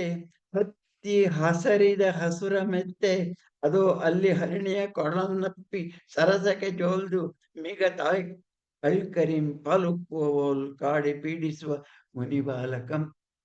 ಚೆನ್ನಾಗಿದೆ. ಕಾಟ ಕೊಡಕ್ಕೆ ಬಿಟ್ಟು ಸಿಕ್ಕಿದೆ ಹರಿಣ ಪುಟಾಣಿಗಳು. ಆ ಏಣ ಶಾಬುವನ್ನ ಒಂದು ಕಾಲಿನ ಮೇಲೆ ಬೆನ್ಮೇಲೆ ಹಾಕಿ ಇನ್ನೊಂದು ಕಾಲ ನಾವು ಸೈಕಲ್ ಹತ್ತುವಾಗ ಕಲಿಯುವಾಗ ಫಸ್ಟ್ ಟೈಮ್ ಇನ್ನೊಂದು ಕಾಲನ್ನ ಎಲ್ಲಿಂದ ತೆಗೋಕೆ ಒದ್ದಾಡ್ತೀವಲ್ಲ, ಹಾಗೆ ಈ ಶಾಬ, ಏಣ ಅಂದ್ರೆ ಜಿಂಕೆ, ಶಾಬ ಅಂದ್ರೆ ಮರಿ. ಒಂದು ಪುಟ್ಟ ಜಿಂಕೆ ಮರಿಯನ್ನು ಇಟ್ಕೊಂಡು ಅದ್ರ ಮೇಲೆ ಕೂರಕ್ಕೆ ಒಂದು ಹುಡುಗ 5 ವರ್ಷದ ಪಾಪು ಪ್ರಯತ್ನ ಮಾಡ್ತಾ ಇದೆ. ತುಂಬಾ ಚೆನ್ನಾಗಿದೆ. ಗೋಮಯಂ ಬಳಿದು ಇನ್ನೊಬ್ಬ ಹುಡುಗ ಗೋಮಯಂ ಬಳಿದು ಆಶ್ರಮದ ಮುಂಭಾಗದಲ್ಲಿ ಒಳಗು. ಆಮೇಲೆ ಕೈಯಲ್ಲಿ ಉಳಿದಂತಹ ತೊಪ್ಪೆಯನ್ನು ತಗೊಂಡೋಗಿ ಇಂಗುದಿ ಮರಕ್ಕೆ ಚೆಲ್ಲಿ ಇತ್ಯಾದಿ. ನಟರಾಜನ ನಾಟ್ಯಮಂ ನಟಿಪ ನಿರ್ಜರ ರೂಪಿ ದುರ್ಜಟಿಯೇ ನರರೂಪಂ ತಾಳ್ದನೆಂಬಂತೆ ತೇಜಸ್ವಿ ಋಷಿ ಧ್ಯಾನಸ್ಥನಾಗಿರ್ದನಾಗಿರಿ ತರಂಗಿಣಿಯ ನಾಭಿಯಂ ಉದ್ಭವಿಸಿದಂತೆ ಅರೆಯ ಶಿರದಿ ಮೇಲೆ ಬೆಟ್ಟದ ತುದಿನಲ್ಲಿ ತಪಸ್ ಮಾಡ್ತಾ ಇರೋ ಹಾಗೆ ಮಹಚ್ಛಾಯೆ ತೋರಿದುದು ಅಂತರಾತ್ಮದ ಸರಿಗೆ ಹೊರಮಗಂ ತಾನಾಗೆ ಧ್ಯಾನಿಸುವ ಕವಿಮನ. ಆ ಜಾಗದಲ್ಲಿ ಇದ್ದಕ್ಕಿದ್ದಾಗ ಆ ರೀತಿಯ ಭಕ್ತಿಭಾವ ಬರುತ್ತೆ ಅನ್ನೋ ಕಲ್ಪನೆ. ಹಾಗೆ ಧ್ಯಾನಿಸುವ ಕವಿಮನೆ ಮನಸ್ಸು ಗಾಯತ್ರಿಯನ್ನೇರಿತು ಓರ್ಭುವ ಸ್ವಂಗಳಂ ತುಂಬಿ. ಅದನ್ನು ಕಲ್ತಿದ್ದಾರೆ ಕವಿ. ಉಳುಕುತ್ತ ಮೀರ್ತು ಭೋಗಿಸುವುದು ಬ್ರಹ್ಮ ಹೃದಯ ಮಧುವ ಪೀರ್ತು. ಬ್ರಹ್ಮ ಹೃದಯ ಮಧು ಪೀರ್ತು ಯೋಗಲಯ ನಿದ್ರಾ ಸಮಾಧಿ ತಾನಿರ್ತು. ಏ ಪ್ರಕೃತಿ ಎಲ್ಲ ಮಿರ್ತೇನಿಲ್ಲದ ಅಲ್ಲಿಯೇ ಎಲ್ಲವೂ ಇದೆ, ಏನಿಲ್ಲ ಅಲ್ಲಿ. ಸರ್ವಮಿಪ್ಪ ಸರ್ವ ಶೂನ್ಯತಾ ಸಂಪೂರ್ಣದಲ್ಲಿ ಇಲ್ಲಿ ಶೂನ್ಯತೆಯಲ್ಲಿ ಸಂಪೂರ್ಣ ಇದೆ. ಆನಂದೋ ಬ್ರಹ್ಮೇತಿ ವಚನ ಆನಂದಾದ್ಯೈವ ಕಲ್ವಿಮಾನಿ ಭೂತಾನಿ ಜಾಯಂತೆ. ಯಾಕೆಂದ್ರೆ ಪೂರ್ಣಾತ್ ಪೂರ್ಣಮದುಚ್ಯತೆ ಪೂರ್ಣಸ್ಯ ಪೂರ್ಣಮಾದಾಯ ಪೂರ್ಣಮೇವ ಅವಶಿಷ್ಯತೆ. ಪೂರ್ಣ ಅಂದ್ರೆ ಸೊನ್ನೆನೆ. ಅದನ್ನ ನೆನ್ಸ್ಕೊತಾನೆ, ಅದಕ್ಕಾಗಿ ಮತ್ತೆ ಜ್ಞಾಪಿಸ್ಕೊತಾನೆ. ಏನಿಲ್ಲದ ಅಲ್ಲಿ ಸರ್ವಮಿಪ್ಪ ಸರ್ವಶೂನ್ಯತ ಸಂಪೂರ್ಣದಲ್ಲಿ ನಿನ್ನ ಕೃಪ ಇಲ್ಲದಿರೆ ಬೇಳಿ ಪುರುಷ ದರ್ಶನದಲ್ಲಿ. ಹೀಗೆ ಸುಂದರವಾದಂತಹ ಕಾಡು. ಹೊಮ್ಮಿತು ತ್ವರೆಯ ಮೊರೆ ದೇವತಾಹ್ವಾನದ ಸುಖಾಗಮ ಕವನ ಗೀತೆ. ದೇವತಾಹ್ವಾನದ ಸುಖ ಆಗಮ ಕವನ ಗೀತೆ. ಯಾರನ್ನು ಗೊತ್ತಾಗ್ಲಿಲ್ಲ ನಿಮಗೆ? ಶ್ರೀರಾಮಚಂದ್ರ ಇಲ್ಲಿ ಬರ್ತಾ ಇದ್ದಾನೆ ಅಂತ ಅನ್ನುವಾಗ ಹಕ್ಕಿಗಳು ಹಾಡೋದು ರಾಮನ ಆಗಮನಕ್ಕೆ ಸುಖಾಗಮನಕ್ಕೆ ಹಾರೈಸಿ ಗಗನದಿಂ ದುಮ್ಮಿಕ್ಕುತ್ತನೆ ಗಾನ ಶಿವಗಂಗೆ ನರ್ತಿಸಿದ ನರ್ತಿಸಿದುವೈ ಮಿಗಂ. ಹಕ್ಕಿಗಳು ಹಾಡ್ತವೆ, ಮೃಗಗಳು ಕುಣಿತವೆ. ಯಾಕೆ? ಶ್ರೀರಾಮಚಂದ್ರ ಮೂರ್ತಿ ಅಲ್ಲಿ ಬಂದಿದ್ದಾನೆ ಅಂತ ಭಕ್ತಿಯಿಂದ ಕವಿ ಇಲ್ಲಿ ಹೇಳ್ತಾನೆ. ಯಾಕೆ ಇದೆಲ್ಲ ಸಂದರ್ಭ ಅಂದ್ರೆ, ಭಾರದ್ವಾಜ ಮಹರ್ಷಿಗಳಿಗೆ ಕನಸು ಬಿದ್ದಿದೆ. ಇವತ್ತು ಸಾಕ್ಷಾತ್ ಪರಮಾತ್ಮನು ವಿಷ್ಣುವು ಭೂಲೋಕದಲ್ಲಿ ಅವತಾರ ಮಾಡಿದ್ದು ನಿನ್ನ ಆಶ್ರಮಕ್ಕೆ ಬರ್ತಾ ಇದ್ದಾರೆ ಅನ್ನೋ ಮಾತು ಅವರಿಗೆ ಕನಸಿನಲ್ಲಿ ದೃಶ್ಯವಾಗಿದೆ. ತನ್ನ ಶಿಷ್ಯ, ಮೊದಲ ಶಿಷ್ಯ ಹಾರೈತನನ್ನ ನೀನಲ್ಲೋಗಿ ಆಶ್ರಮದ ಬಾಗಿಲಿನಲ್ಲಿ ಕಾಯ್ದು ಕೂತಿದ್ದು ಬೆಳಗಿನ ಸಾಯಂಕಾಲದವರೆಗೆ ಯಾವ ಗಳಿಗೆಯಲ್ಲಿ ಬರ್ತಾರೋ ತಕ್ಷಣ ನೀನು ಕರ್ಕೊಂಡು ಬರ್ಬೇಕಂದಾಗ, ಗುರುಗಳು ಇಷ್ಟು ಭಯಭಕ್ತಿಯಿಂದ ಮಾತನಾಡೋದು ನೋಡಿದಾಗ್ಲೇ ಹಾರತ್ನಿಗೆ ಅನ್ಸಿದೆ ಬಂದವ್ರು ಯಾರು, ಬರುವಂತವ್ರು ಯಾರು ಅಂತೇಳಿ. ಅದಕ್ಕಾಗಿ ಅವ್ರದ್ದು ಮುಖಚಾರಿ ಆಗ್ಲಿ ಮತ್ತೊಂದಾಗ್ಲಿ ಏನು ಅಂತ ಕೇಳ್ಬೇಕಾಗಿಲ್ಲ. ಮುಖ ನೋಡಿದ ತಕ್ಷಣ ಗೊತ್ತಾಗುತ್ತೆ. ಯಾಕೆಂದ್ರೆ ದೈವಾಂಶ ಸಂಭೂತನಲ್ಲದೆ ಸಾಧಾರಣರಿಗೆ ಈ ಭರದ್ವಾಜರು ಹಾಗೆ ಸೋಲುವಂತವರಾಗಿರೋಲ್ಲ ಅನ್ನೋದು ಶಿಷ್ಯನಿಗೆ ಗೊತ್ತಿಲ್ವೇ? ನೀಲ ಮಂಗಳ ಮನೋಹರ ದೇವ ವಿಗ್ರಹ ಬರ್ತಾ ಇದೆ, ನೋಡ್ತಾ ಇದ್ದಾನೆ ಹರಿತ. ಸೀತಾ ತೃತೀಯಂ, ಸೀತೆಯಿಂದ 3 ತೃತೀಯ ಅಂದ್ರೆ ಸೀತಾ, ಲಕ್ಷ್ಮಣ, ರಾಮ 3. ಸೀತಾ ತೃತೀಯಂ ರಘೋದ್ವಹನ ನೀಲ ಮಂಗಳ ಮನೋಹರ ದೇವ ವಿಗ್ರಹಂ. ಸುಂದರ ನೀಲ ಕಲ್ಯ. ಬೈಗುಗೆ ಏನು ಬೆಳಗಾಗುತ್ತಿದ್ದ ಹಾಗೇನೆ, ಬೆಳಕು ಮೈ ತೋರುತ್ತಿದ್ದ ಹಾಗೇನೆ ನಲಿದುದು ತಪೋವನಂ. ಆತ್ಮಕಾಂತಿಗೆ ಅಪ್ರಾಕೃತಕ್ಕೆ ಎಲ್ಲಿಯದು ಛಾಯ. ಅಲ್ಲಿ ಸಹಜತೆಗೆ ಮಾತ್ರ, ಅಪ್ರಾಕೃತಕ್ಕಿಲ್ಲ. ಮಹಿಮೆಗೆ ಬೆರತೆ ಹಾರೇತನು ಆತನದೆ ಆ ತೇಜಸ್ವಿಯಂ ಕಂಡೊಡನೆ ಗುರುತಿಸುತ್ತೆ. ಸ್ವಾಮಿ ತಾವ್ಯಾರು, ನಿಮ್ಮ ಹೆಸರು ರಾಮನ ಅಂತ ಕೇಳ್ಬೇಕಾಗಿಲ್ಲ, ಮುಖ ನೋಡಿಸ್ಬಿಟ್ಟೆ ತಪಕ್ಕಂತ ಹಾಕ್ಬಿಡ್ತಾನೆ. ಅಯ್ಯೋ ರಾಮ ನೀವು ದೊಡ್ಡವರು ಅಂತ ನಮಸ್ಕಾರ ಮಾಡ್ಬೇಕನ್ನಕ್ ಹೋದ್ರೆ, ಅಯ್ಯೋ ಹಾಗನ್ಬೇಡ್ರಿ, ನಿಮ್ಮ ತೇಜಸ್ಸು ನನಗೆ ಹೇಳ್ತಾ ಇದೆ ನಮಸ್ಕಾರ ಮಾಡು ಅಂತೇಳಿ ಮಾಡ್ತಾ ಇರೋದು. ಹರಿತ ಅಲ್ಲ, ಕುವೆಂಪು. ಮಹಾಮಹಿಮ ಗುರುಧ್ವಜಂಗೆ ಶಿಷ್ಯನಾಂ ಪಿರಿ ಅತಿಥಿ ಓರ್ವನಿಂದಿ ಎಡೆಗೆ ಬರ್ಪನ್ ತಂಗೆ ಸತ್ಕರಿಪುದು ಎಂದೆನಗೆ ಆಜ್ಞೆ ಅಂತೇಳಿ. ನೀ ನಮಗೆ ಪಿರಿಯನ್, ನಮಸ್ಕಾರ ಮಾಡ್ಬೇಡ, ಗುರು ನೀನು ಆಶೀರ್ವದಿಸು. ತುಳಿಲಾಳುಗಳೆಮ್ಮ ತುಳಿಲಂ ಕೊಳ್ಳುವುದು. ತುಳಿಲಾಳ ಅಂದ್ರೆ ಸೇವಕ, ಕುಳಿಲ್ ಅಂದ್ರೆ ನಮ್ಮ ತುಳಿಲ್ ಅಂದ್ರೆ ಸೇವೆಯನ್ನ ನೀನು ತೆಗೆದುಕೊಳ್ಬೇಕು, ಅದು ಕೃಪೆ ಎನ್ನುತ್ತ ಅವನು ನಾನು ನಮಸ್ಕಾರ ಮಾಡೋದು ಸರಿ, ನೀವು ಮಾಡಿಸ್ಕೊಳ್ಳೋದು ಸರಿ, ನಾನು ನಿಮಗೆ ತುಳಿಲಾಳ ಅಂತ ಹೇಳ್ತಾ ಎನ್ನುತ್ತವ ಕಾಲ್ಗೆ ಎರಗುವನಿತರಲ್ಲಿ ಅಪ್ಪಿದನ್ ರಾಮ. ಜಡೆ ಹೊತ್ತ ಕಿತ್ತಡಿ ಅಂದ್ರೆ ಸನ್ಯಾಸಿ, ಜಡೆ ಹೊಂದಿರುವ ಸನ್ಯಾಸಿ. ನನ್ನನ್ನು ವಯಸ್ಸಾಗಿದೆ ನೀನ್ ಅಂತೀಯ, ವಯಸ್ಸಾದವರೆಲ್ಲ ದೊಡ್ಡ ಮನುಷ್ಯರು. ವಯಸ್ಸಿಗೆ ಹಿರಿತನ ಬರ್ತದ? ಹಿರಿತನ ಅನ್ನೋದು ವೇದಾದಿ ಧ್ಯಾನ ಮಾಡುವುದರಿಂದ, ಜ್ಞಾನದಿಂದ ಆ ಸಂಪತ್ತನ್ನು ಪಡೆದವರಿಂದಲೇ ಹೊರತು ವಯಸ್ಸು ಕತ್ತೆಗಳಿಗೂ ತಲ್ವಾ ನಿನ್ನ ಅರ್ಥದಲ್ಲಿ ಮಾತಾಡ್ತಾನೆ. ವಯಸ್ಸಿಗೆ ಪಿರಿತನವೇ ನಿಮ್ಮ ಪೆರ್ಮೆಗೆ ಬಂದಿ, ನಿನ್ನ ಆತ್ಮದೋಜೆ ನಿನ್ನ ತೇಜಕ್ಕೆ ಸಾಕ್ಷಿ ನಿನ್ನಕ್ಷಿ ಕಮಲಾಕ್ಷ. ಕಮಲಾಕ್ಷ ಅನ್ನೋದು ವಿಷ್ಣು ಮಾತ್ರ ಹೇಳೋ ಮಾತು. ರಾಮ ಈಗ ಕುವೆಂಪು ಪಾಲಿಗೆ ಸಾಕ್ಷಾತ್ ವಿಷ್ಣು ಆಗಿದ್ದಾನೆ. ಗುರು ಭಾರದ್ವಾಜ ನಿಂದಿನ ಪೆರನ ನೀಕ್ಷಿಸಿದ ನನಗೆ ಮೈ ಗುಡಿ ಕಟ್ಟಿದತ್ತು. ಆಗಮನಕ್ಕೆ ಸ್ವಾಗತಕ್ಕೆ ಸಂಭ್ರಮ ಮಾಡ್ತಾ ಇರುವಂತಹ ಆಕೆ ಮಾಡಿದ ಭರದ್ವಾಜರ ಕಂಡಾಗ ನನಗೇನನ್ಸಿತ್ತು ಅಂದ್ರೆ ಹಿಂಗನ್ಸಿತ್ತು. ಗುಡಿ ಕಟ್ಟಿದದ್ದು ಬಾವುಟ ಕಟ್ಟ ಹಾಗಿದ್ದ. ತುಂಬಾ ಸಂಭ್ರಮವಾದಾಗ ರಸ್ತೆಗಳಲ್ಲೂ ಬಾವುಟ, ಮನೆ ಮೇಲೂ ಬಾವುಟ, ಕೈನಲ್ಲೂ ಬಾವುಟ. ಜನವರಿ ಆಗಸ್ಟ್ 15 ಜ್ಞಾಪಿಸ್ಕೊಳ್ಳಿ. ಗುಡಿ ಕಟ್ಟಿದತ್ತು ತಾನಿನ್ನೆಗಂ ಸಾಧಿಸಿದ ಸಾಧನ ತಪಫಲ ಕಣ್ಣೆದರು ಬಂದು ಕಾಣುತ್ತಿದೆಯೋ. ಅವನು ನನ್ನ ಪುಣ್ಯ, ಇಷ್ಟು ವರ್ಷ ನಾನು ತಪಸ್ ಮಾಡಿದಕ್ಕೆ ದೇವರು ನಿನ್ನ ಕಂಡೆ. ನೋಂಬಿ ಉಪವಾಸಂ ಕೈಕೊಂಡು ನಿನ್ನನೇ ನಿರೀಕ್ಷಿಸುತ್ತಿಹನಯ್ಯ, ಬಾರಯ್ಯ ಪಿರಿ ಅತಿಥಿ ಎನ್ನುತ್ತೆ ಋಷಿ. ತನ್ನೆರ್ದೆಯ ದೇಗುಲಕ್ಕೆ ತನ್ನ ದೇವರನ್ವೈವ ಭಕ್ತನಂದದಿ ಬಾಗಿ ಮುಂಬರಿಯಲ್ ಮೂವರು ನಡೆದರು ಒಡನೆ ಒಡನೆ. ಭಾರದ್ವಾಜರು ಸ್ವಾಗತ ಮಾಡ್ತಾರೆ.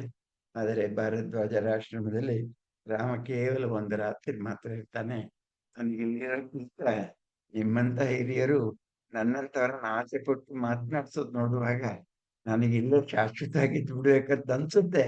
ಆದರೆ ಊರಿಗೆ ಸಾಂಕೇತಕ್ಕೆ ಹತ್ರ ಇರೋದ್ರಿಂದ ಜನ ನಿರಂತರ ಬಂದು ನನಗೂ ನಿಮ್ಗೂ ಕಾಟ ಕೊಡ್ಬೋದು. ಅಯೋಧ್ಯೆಗೆ ಬಹುದೂರದಲ್ಲಿ ಆ ಜನಗಳು ಮತ್ತೆ ನಡ್ಕೊಂಡು ನನ್ನಲ್ಲಿ ಬರ್ದೇ ಇರೋ ಹಾಗೆ ಅಂತಹ ದೂರದ ನಿಮ್ಗೆಲ್ಲ ಗೊತ್ತಲ್ಲ ಈ ಭಾಗ, ದಯವಿಟ್ಟು ನಮಗೊಂದು ಒಳ್ಳೆ ಜಾಗವನ್ನು ತೋರಿಸಿ ಪರ್ಣಕಟ್ಟಿ ಕೊಟ್ಕೊಳಕ್ಕೆ ಅಂತ ಕೇಳುವಾಗ ಅವರೇನೆ ಚಿತ್ರಕೂಟವನ್ನ ಸೂಚಿಸ್ತಾರೆ.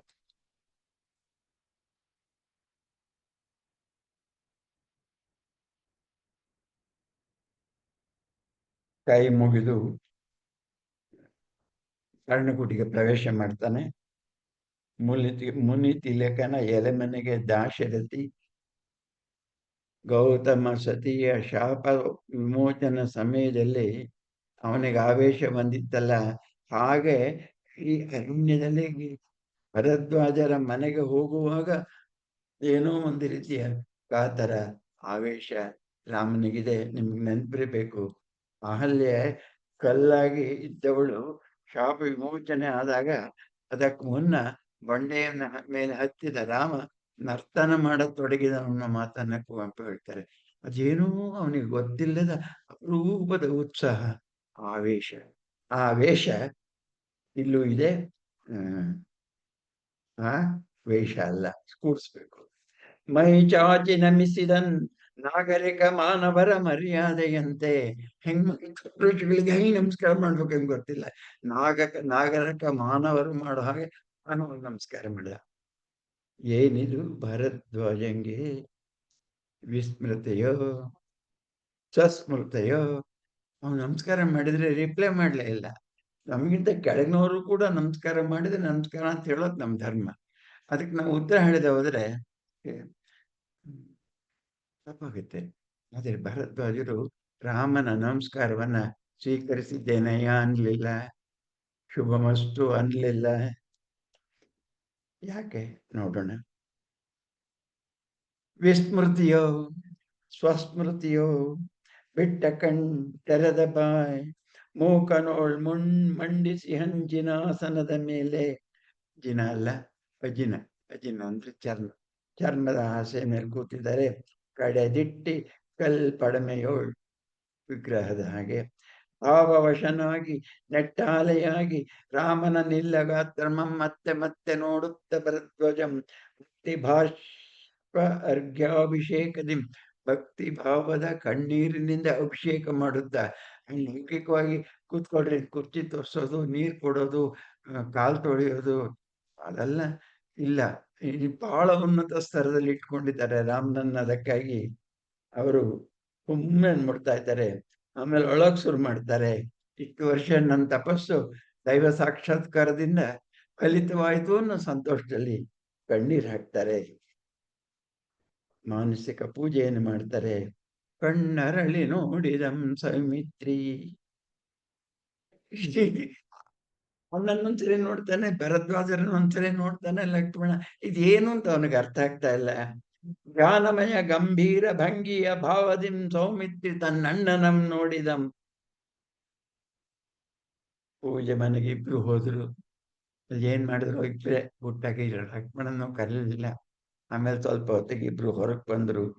ಹೇಳುತ್ತಿದ್ದಂ ದಾಶರಥಿ ತನ್ನ ವೃತ್ತಾಂತಮಂ. ಅಲ್ಲಿ ಮಗುರಿಂದ ಹೊರಟಾಗಿ ಇಲ್ಲಿವರೆಗೆ ಏನೇನಾಯ್ತು ಎಲ್ಲವನ್ನೂ ಹೇಳ್ಬೇಕು. ಆ ಹುಟ್ಟಿದ್ದು ಬೆಳೆದಿದ್ದು, ಆಮೇಲೆ ಈ ತರಹ ಒಂದು ಕಷ್ಟ ಬಂದದ್ದು ಎಲ್ಲ ಹೇಳ್ಕೊಬೇಕಲ್ವಾ. ಅದನ್ನ ಅವ್ರು ಹೇಗ್ ಕೇಳಿದ್ರು ಅನ್ನೋದನ್ನ ನೋಡಿ. ಹೇಳುತ್ತಿದ್ದಂದ ಶರತಿ ಪಂಚವತ್ಸರದ ಪಸುಳೆ ಪರದೇಶದಿ ಮರಳಿದ ಅಣ್ಣನ ದನಿಗೆ ಕಿವಿ ಕೊಡುವವೋಲ್. ನೋಡಿ, ಈ 20ನೇ ಶತಮಾನಕ್ಕೆ ಕೆಳ್ಕೊಂಡ್ಬರ್ತಾರೆ ಕುವೆಂಪು ನಮ್ಮನ್ನ. ತನ್ನ ಅಣ್ಣ ವಿದೇಶದಿಂದ ಬಂದಿದ್ದಾನೆ. ಅಣ್ಣ ಫಸ್ಟ್ ಟೈಮ್ ಅಮೆರಿಕಾದಿಂದ ವಾಪಸ್ ಬಂದಿರೋದು. ಅಯ್ಯೋ, ನನಗಾಗಿ ಏನೇನೆಲ್ಲ ತಂದಿರ್ಬೋದು ಅನ್ನೋ ಈ ತಮ್ಮ ಕಲ್ಪಿಸ್ಕೊತಾಲೇ ಇದ್ದಾನೆ.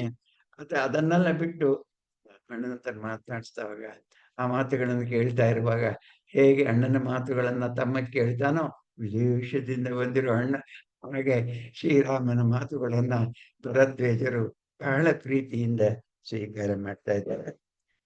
ಪಂಚವತ್ಸರದ ಪಸುಳೆ ಪರದೇಶದಿ ಮರಳಿದ ಅಣ್ಣನ ದನಿಗೆ ಕಿವಿ ಕೊಡುವವೋಲ್ ಕೇಳುತ್ತಿದ್ದಂ ಯತೀಶ್ವರಂ ರಾಮ ಕಥೆಯಂ. ಭಕ್ತಿ ಇದ್ದಾಗ ಇದೆಲ್ಲ ಸಹಜವಾಗಿ ಆಗುತ್ತೆ. ಮಗಳೇ ಮನೆ ಸೇರಿದಳೇನೆ ಮುನಿಯ ಸತಿ ನೆಲ ಮಗಳನ್ನು ಉಪಚರಿಸಿದಳು. ನೋಡಿ ಭಾಷೆ, ಕುವೆಂಪು ಭಾಷೆ ಕಷ್ಟ ಅಂತಾರೆ. ಎಲ್ಲಿ ಕಷ್ಟ? ನೆಲಮಗಳು ಅವಳು ಭೂಜಾತೆ, ಭೂಮಿ ಮಗಳು. ಅದನ್ನು ಶುದ್ಧ ಕನ್ನಡದಲ್ಲಿ ನೆಲಮಗಳು. ನೆಲಮಗಳನ್ನ ಗಂಡ ಭರದ್ವಾಜ ಪತ್ನಿ ಸಾಕ್ಷಾತ್ ತನ್ನ ಮಗಳನ್ನೇ ಕಂಡಂತೆ ಬಹು ಪ್ರೀತಿಯಿಂದ ಕೈ piಡಿದು ಒಳಗೊಯ್ದು ಉಪಚರಿಸಿದಳು. ಬಿಸಿ ಮಜ್ಜನಂಗೈಸಿ ಸುಖ ಸ್ನಾನ ನಾರು ಮಡಿ ಉಡಿಸಿದಳು. ನೊರೆವಾಲು ತನಿವಣ್ಗಳಿನ್ ತಣಿಸಿದಳು. ಪದಗಳು ತಣಿ ತಂಪಾದಂತಹ ಪಾಲ್ಗಣಿ ಹಣ್ಣುಗಳಿಂದ ಹಣ್ಣುಗಳು ತನಿವಣ್ಗಳಿನ್ ತಣಿಸಿದಳು, ತೃಪ್ತಿಪಡಿಸಿದಳು. ಮಿಕ್ಕ ಅಕ್ಕರೆಗೆ ಪಣತೆ ಸೊಡರಂ ಪಿಡಿದು ನೋಡಿದವಳ ಅಯೋನಿಜೆಯ ದೇವ ರೂಪಮಂ. ದ್ರೌಪದಿ ಎಷ್ಟು ಸುಂದರಿ ಅಂತ 100 ಪದ್ಯ ಬರೀತಾನೆ ಕುಮಾರವ್ಯಾಸ. ಆದರೆ ಇಲ್ಲಿ ಸೀತೆ ಅದೆಷ್ಟು ಸುಂದರಿ ಅನ್ನೋದಕ್ಕೆ ಒಂದು ವಾಕ್ಯ, ಒಂದು ಪದ ಮಾತ್ರ ಅವ್ರು ಹೇಳ್ತಾರೆ, ಹೆಚ್ಚು ಪದ ಬಳಸೋದಿಲ್ಲ. ದೇವ ವಂದಿತ ರೂಪಮಂ. ಅವರೇ ಕಣ್ಬಿಟ್ಟಂಗೆ ನೋಡೋದಾದ್ರೆ ಸೌಂದರ್ಯ ಆಗಿರ್ಬೋದು, ಕಲ್ಪಿಸ್ಕೊಡೋ ಹಾಗೆ. ಎಲೆಮನೆಯ ಮಕ್ಕಳು ಇನ್ನೂ ಭರದ್ವಾಜ ಆಯ್ತು, ಪತ್ನಿ ಆಯ್ತು, ಅಲ್ಲಿ ಮೇಲೆ ಮಕ್ಕಳು ಸೀತೆಯನ್ನ ಅಕ್ಕ ಅಕ್ಕ ಅಂತ ಮಾತಾಡಿಸ್ಕೊಂಡು, ಯಾಕೆಂದ್ರೆ ಅವಳನ್ನ ನೋಡಿದ್ರೆ ಸನ್ಮುಖಿಯನ್ನ ಶಾಂತ ಸ್ವಭಾವದೊಳನ್ನ ಯಾರಿಗೂ ಪ್ರೀತಿಯಿಂದ ಮಾತಾಡಿಸ್ಬೇಕು ಅಂತ ಅನ್ಸುತ್ತೆ. ಯಾಕೆಂದ್ರೆ ಅವಳು ಸ್ನೇಹಮಯಿ. ಕೆಲವರು ನೋಡಿದ್ರೆ ನಮ್ಗೆ ಇಷ್ಟ ಆಗತ್ತೆ, ಕೆಲವರು ನೋಡಿದ್ರೆ ದೂರ ಹೋಗೋಣ ಕಷ್ಟ ಆಗತ್ತೆ, ಭಯ ಆಗತ್ತೆ. ಸೀತೆ ಹಾಗಿಲ್ಲ, ಮಾತಾಡಿಸ್ಬೇಕಂದ್ ಮಕ್ಕಳಿಗೆ ಅನ್ನಿಸ್ತಿದೆ. ಸ್ವತೋರ್ವಳ ಅಕ್ಕನೇ ಸಿಕ್ಕಿದಂತಾಯ್ತು. ಹೀಗೆ ಸಂತೋಷವಾಗಿ ಅವತ್ತು ರಾತ್ರಿಯನ್ನ ಕಳೆದರು. ಜೋಗಳ ವಾಲಿಸುತ್ತೆ ಯಾವುದ ಕಾಡಿನ ಮಹಧ್ವನಿಯನ್ನ ಕೇಳುತ್ತಾ ನಿದ್ರಿಸಿದ ಇನವಂಶಜರ್ ಸೂರ್ಯವಂಶದ ಈ ಮಕ್ಕಳು. ಮರುದಿನ ಪ್ರತ್ಯುಷಕ್ಕೆ ಕರೆದೊಯ್ದನ ಅವರೀರ್ವರಂ ಕೂಡಲಿಯ ದರ್ಶನಕ್ಕೆ. ನಾವು ಪ್ರಯಾಗ ಕ್ಷೇತ್ರದಲ್ಲಿದ್ದೇವೆ. ಯಮುನಾ ಮತ್ತು ಗಂಗಾ ನದಿಗಳ ಸೇರಿಕೆಯ ಜಾಗವೇ ಪ್ರಯೋಗ. ಇನ್ನೊಂದು ಸರಸ್ವತಿ ಗುಪ್ತಗಾಮಿನಿಯಾಗಿದ್ದಾಳೆ ಅಂತ ಹೇಳ್ತಾರೆ. ಈ ಕೂಡಲ ಸಂಗಮಕ್ಕೆ ಅವ್ರು ಕರ್ಕೊಂಡೋಗಿ ಸ್ನಾನ ಮಾಡಿಸ್ತಾರೆ. ರಾಮನಿಗೆ ರೋಮಾಂಚನವಾಗ್ತದೆ ಸಂಗಮ ಕ್ಷೇತ್ರ, ಅದರ ಪಾವಿತ್ರ್ಯವನ್ನು ನೆನೆದು. ಪ್ರತ್ಯುಷೆ ಮುಂಜಾನೆ ರಾಮ ಲಕ್ಷ್ಮಣ ರಥಂ ಕೂಡಲಿಯಂ ಭಾವವಶರಾಗಿ ಕಣ್ಣೆಬೆ ಇಕ್ಕದೆ ನೋಡಿದ್ದಾರೆ, ಮತ್ತೆ ನೋಡಿದ್ದಾರೆ, ಇನ್ನು ನೋಡಿದ್ದಾರೆ, ನಮಸ್ಕಾರ ಮಾಡಿದರು.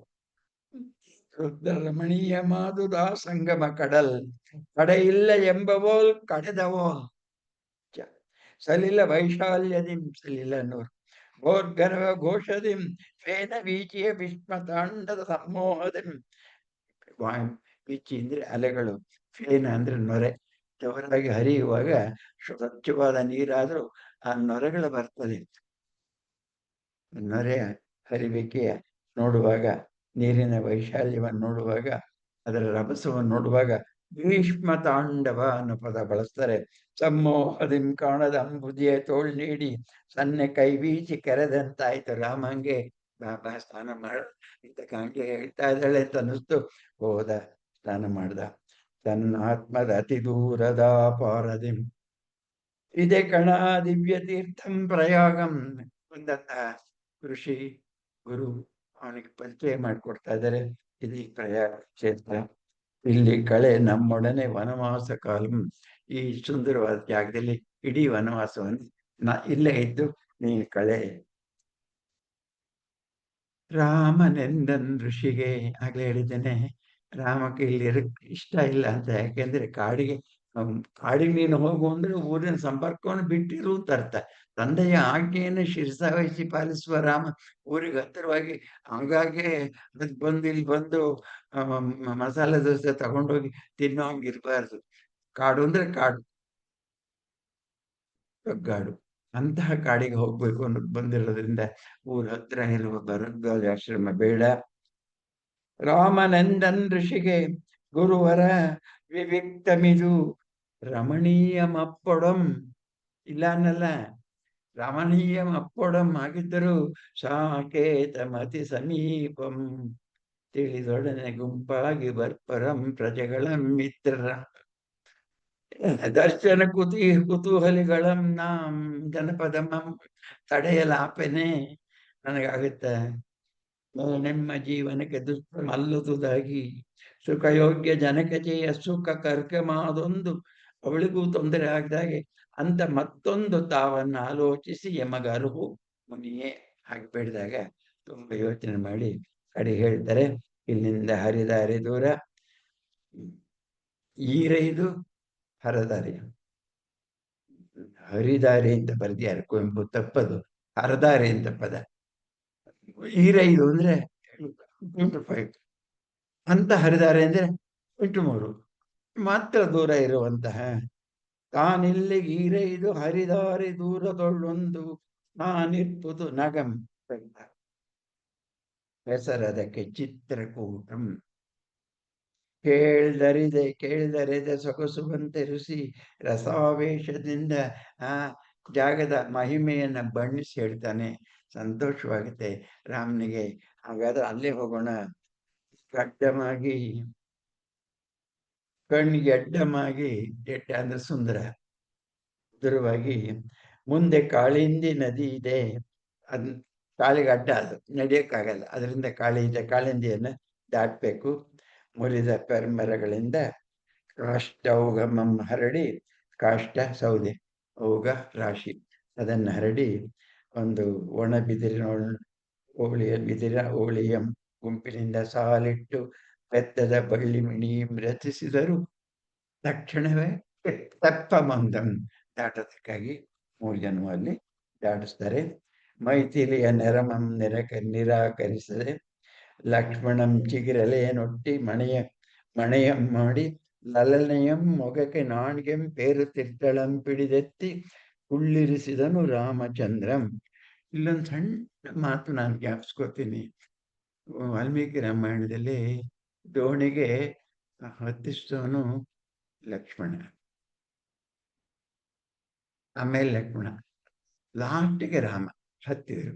ಆದ್ರೆ ಇಲ್ಲಿ ಸೀತೆಯನ್ನು ಎತ್ತಿ ರಾಮ ಒಳಗಿಟ್ಟು ಅನ್ನುವಾಗ ಅಪೂರ್ವವಾದ ಏನೋ ಒಂದು ದಾಂಪತ್ಯದ ಸುಖದ ಸವಿಯನ್ನ ಆ ಕ್ಷಣದಲ್ಲಿ ಇಬ್ರು ಅನುಭವಿಸಿದ್ದಾರೆ. ಲಕ್ಷ್ಮಣ ಕಾಣ್ದಂಗಿದ್ದಾನೆ ಅನ್ನೋ ಏನೋ ಒಂದು ಚಮತ್ಕೃತಿಯನ್ನ ಮಾಡ್ತಾರೆ. ಮೊಗಕ್ಕೆ ನಾನ್ ಕೆಂಪೇರು ತಿದ್ದಳಂ ಪಿಡಿದೆತ್ತಿ ಕುಳ್ಳಿರಿಸಿದನು ರಾಮಚಂದ್ರಂ. ಉದಿಸೆ ಲಜ್ಜಾ ಸಂಧ್ಯೆ ಮುಖದಲ್ಲಿ ವಸನಭೂಷಣ, ಅದು ನೀಲಿಮೆ ಆಯಿತು. ವಸನಭೂಷಣ ಇತ್ಯಾದಿ ಎಲ್ಲವನ್ನು ಒಳಗೆ ದಾಶರಥಿ ಇಟ್ಟ, ತಾನು ಹಚ್ಚ. ಆಮೇಲೆ ಲಕ್ಷ್ಮಣನದಂ ದಡೆಯ ತೆಳ್ಳೆ ನೀರಿನಿಂದ, ತೆಳ್ಳೆ ಅಂದ್ರೆ ಆಳವಿಲ್ಲದ ಅಂತ, ನೀರಿನಿಂದ ನಿಧಾನವಾಗಿ ತಳ್ಳಿ ತುವನ್ನ ನೀರಿಗೆ ತಂದ. ಜಲತರಂಗಂ ತುರಂಗಗಳ ನೇರಿದೋಲಂತೆ. ತುರಂಗ ಅಂದ್ರೆ ಈ ತೆಪ್ಪದ ಮೇಲೆ ಜಂಪ್ ಮಾಡಿ ಕೂತ್ಕೊಂಡು ಹರಿದಿದ್ದು ಕುದುರೆ ಮೇಲೆ ಬಂದಷ್ಟು ಸಲೀಸಾಯ್ತು ಅವರಿಗೆ. ರಮಣೀಯ ಭೀಷಣತೆ ನಿತ್ಯ ಸುಖ ಭೀತಿಯ. ಹೆಂಗ್ ಪದ ಬಳಸ್ತಾರೆ, ಸುಖ ಭೀತಿ ಅಂತ ಅರ್ಥ ಮಾಡ್ಕೊಳ್ಳೋದು ಹಾಗೆ ಆಗತ್ತೆ. ನಾವು ಆ ಜಾಗದಲ್ಲಿ ಇದ್ದ ಹಾಗೆ ಕಲ್ಪಿಸ್ಕೊಳ್ಬೇಕು. ಭಯಂಕರವಾದ ದೊಡ್ಡದಾದ ರಭಸದಿಂದ ಹರಿಯುವಂತಹ ಕಾಳಿಂದಿ ನದಿ, ಆ ನದಿಯನ್ನು ನೋಡುವಾಗ ರಭಸ, ಆದರೆ ಸುಂದರವಾಗಿ ಕಟ್ಟಿದಂತಹ ಈ ತೆಪ್ಪ, ಆ ತೆಪ್ಪಕ್ಕೆ ನಾಯಕರಾಗಿ ಗಂಡನು ಮೈದನ್ನು ಇರುವಾಗ ಅಪಾಯ 1% ಇಲ್ಲ ಅಂದಾಗ ಆ ಭೀಷಣತೆಯೂ ಸುಖವಾಗುತ್ತದೆ. ಅದಕ್ಕೆ ಸುಖ ಪ್ಲಸ್ ಭೀಷಣ ಸೇರಿಸ್ತಾರೆ. ಇಂಥ ಪದಗಳು ಅವರಿಗೆ ಸುಖ ಭೀತಿಯಂ. ಹೀಗೆ ಮಾಡಿ ಅವರು ವಪ್ರದ ಸಮತಲದಲ್ಲಿ ಸಾದ್ವಲದಿಂದ ಕೂಡಿರುವಂತಹ ಜಾಗದಲ್ಲಿ ದಾಟ್ಕೊಂಡ್ರು. ವಪ್ರದ ಅಂದ್ರೆ ಜಮೀನು ಅಂತ, ಅದರಲ್ಲಿ ಸಮಾನವಾದಂತಹ ಜಾಗದಲ್ಲಿ ಇಳಿದರು. ಹೀಗೆ ಬಿಟ್ಟೇಳಲ್ ಅನಿಬರುಂ ತೊರೆಯ ಶಿವ ಸಲಿಲದೊಳ್. ತೊರೆಯ ಶಿವ ಸಲಿಲದೊಳ್, ಬರೀ ಸಲಿಲ ಅಲ್ಲ, ಶಿವ ಸಲಿಲ. ಶಿವ ಅಂದ್ರೆ ಮಂಗಳಾರ್ಥ ಒಂದರ್ಥ, ಇನ್ನೊಂದು ಪರಮ ಪವಿತ್ರ ಅನ್ನೋ ಅರ್ಥ ಅನ್ನೋದು ಶಿವನ ಮಾತಿನಿಂದ. ಮೊಗಂ ತೊಳೆದು ಮುಂಬರಿದರ ಚಿತ್ರಕೂಟಕ್ಕೆ. ಮುಂದಿನ ಚಿತ್ರಕೂಟಕ್ಕೆ ನಡೆದರು ಅನ್ನುವಾಗ 5 ಮಾತುಗಳನ್ನ ಕುವೆಂಪು ಹೇಳ್ತಾರೆ. ಒಂದೊಂದು ಹೇಗಿದೆ ನೋಡಿ. ಒಂದು ಹೊಸ ಜಾಗ ಬಂದ ಕೂಡ್ಲೇನೆ ಆ ಜಾಗಕ್ಕೆ ಒಂದು ಫೋಟೋ ಹಿಡಿದು 5 ಚಿತ್ರಗಳನ್ನು ತೆಗೆದು ನೋಡು ನೋಡು, ಅವನು ಚಿತ್ರವತ್ತಾಗಿ ಸೆರೆ ಹಿಡಿದು ಹೇಳ್ಬೇಕಲ್ಲ. ಅದಕ್ಕಾಗಿ ಅದು ಹೇಗಿತ್ತು ಚಿತ್ರಕೂಟ. ಬಿದಿರು ಮೆಳೆಯಲ್ಲಿ ಕಳಿಲೆಗಳನ್ನೇ ಇಳಿದು ಲರಿಲೆಂದು ಮುರಿದು ತಿನ್ನುತ್ತಿರ್ತಾನೆ. ಅದನ್ನ ನೆನಪಿಸ್ಕೊ. ಕಳ್ಳೆ ಅದನ್ನ ಸೊಂಡಿಲಿಂದ ಕಿತ್ತು ಲರಿಲ್ ಅಂತ ಮುರಿದು ತಿಂತಾ ಇದೆ ಒಂದು ಆನೆ ಅಂತ ಕಲ್ಪಿಸ್ಕೊ. ನೀನ್ ನೋಡಿದ್ಯಲ್ಲ, ಕೇಳ್ತಿಯಲ್ಲ, ಅದನ್ನ ಕಲ್ಪಿಸ್ಕೊ. ಅದನ್ನು ಚಿತ್ರಿಸಿಕೋ. 2, ಮರ ಅಲುಗಿ ಪೆಣ್ ಬೆರೆಸು ಕಾಯ್ಗಳಿಂ ಕೆಡದವೋಲ್. ಕೊಂಬೆಯಿಂ ನೆಗೆದು ಕೊಂಬೆಗೆ ಹಾರಿ ಕೀರುತ್ತ ಓಡುವ ಬಣ್ಣ ಕಪಿಬಿಂಡನ್ ನೆನೆದುಕೋ. ಕಾಡಲ್ಲಿ ಸಹಜವಾಗಿ ಕಾಣುವಂತಹ ಚಿತ್ರಗಳು. 2ನೇ ಚಿತ್ರ ಸುಂದರವಾದ ಹಣ್ಣುಗಳನ್ನ ಪಡೆಯುವುದಕ್ಕಾಗಿ ಹರೆಯ ಮೇಲೆ ಜಂಪ್ ಮಾಡಿ ಕುಳಿತು ಕಪೀಶ್ವರ ಬಣ್ಣದ ಕಪಿವಿಂಡು ಬಣ್ಣದ ಹಣ್ಣುಗಳನ್ನ ಕಿತ್ತು ತಿನ್ನುತ್ತಿರುವ ಕೀರು ತೋಡುವ ಗಲಾಟೆಯನ್ನ ಜ್ಞಾಪಿಸ್ಕೊ. ಅಲ್ಲಿ ಲರಿಲ್ ಅಂತ ತಿಂತಾ ಇದ್ದು ಶಬ್ದ.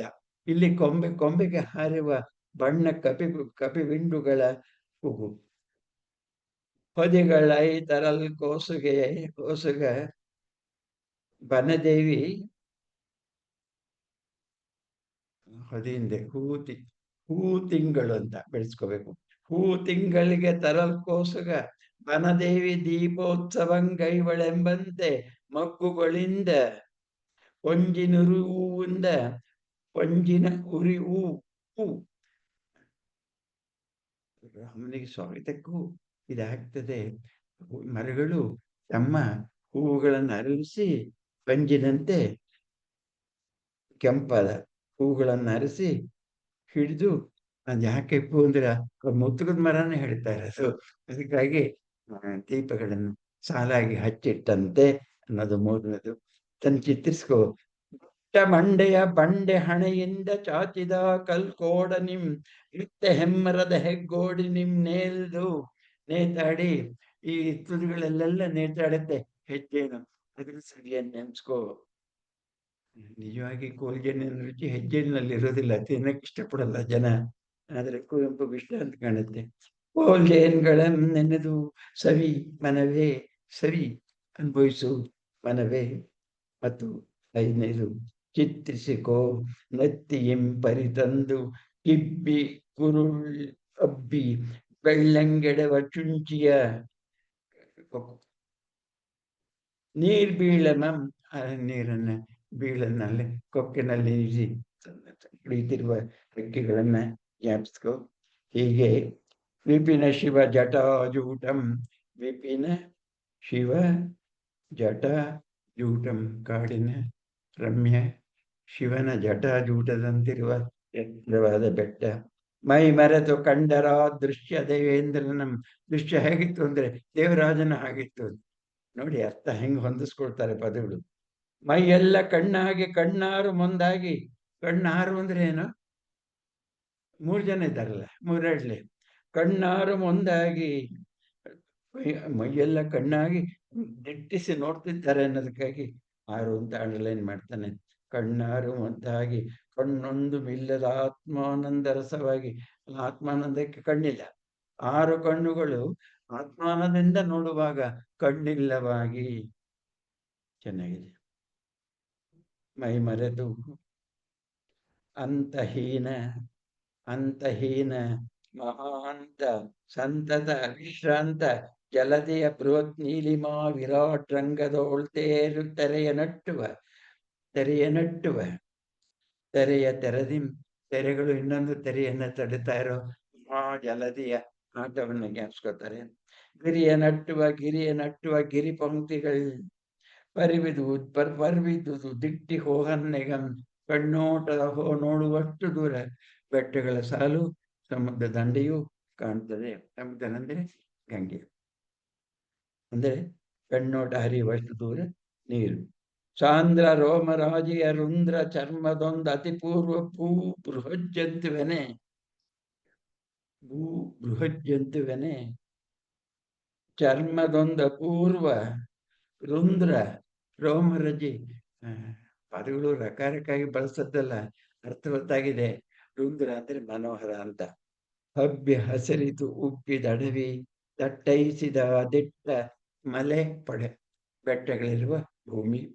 ಮಂದಾಕಿನಿಯ ಪೆರುವನಲ್ ಗಂಗೆಯ ಹಿರಿದಾದ ಹಳ್ಳವು ಗಿರಿಗೆ ಮೇಖಲವಾಗಿ ಕಂದರದ ಸೀಮೆಯಾಗಿ ಸಿಂಗರಿಸಿದದ್ದು.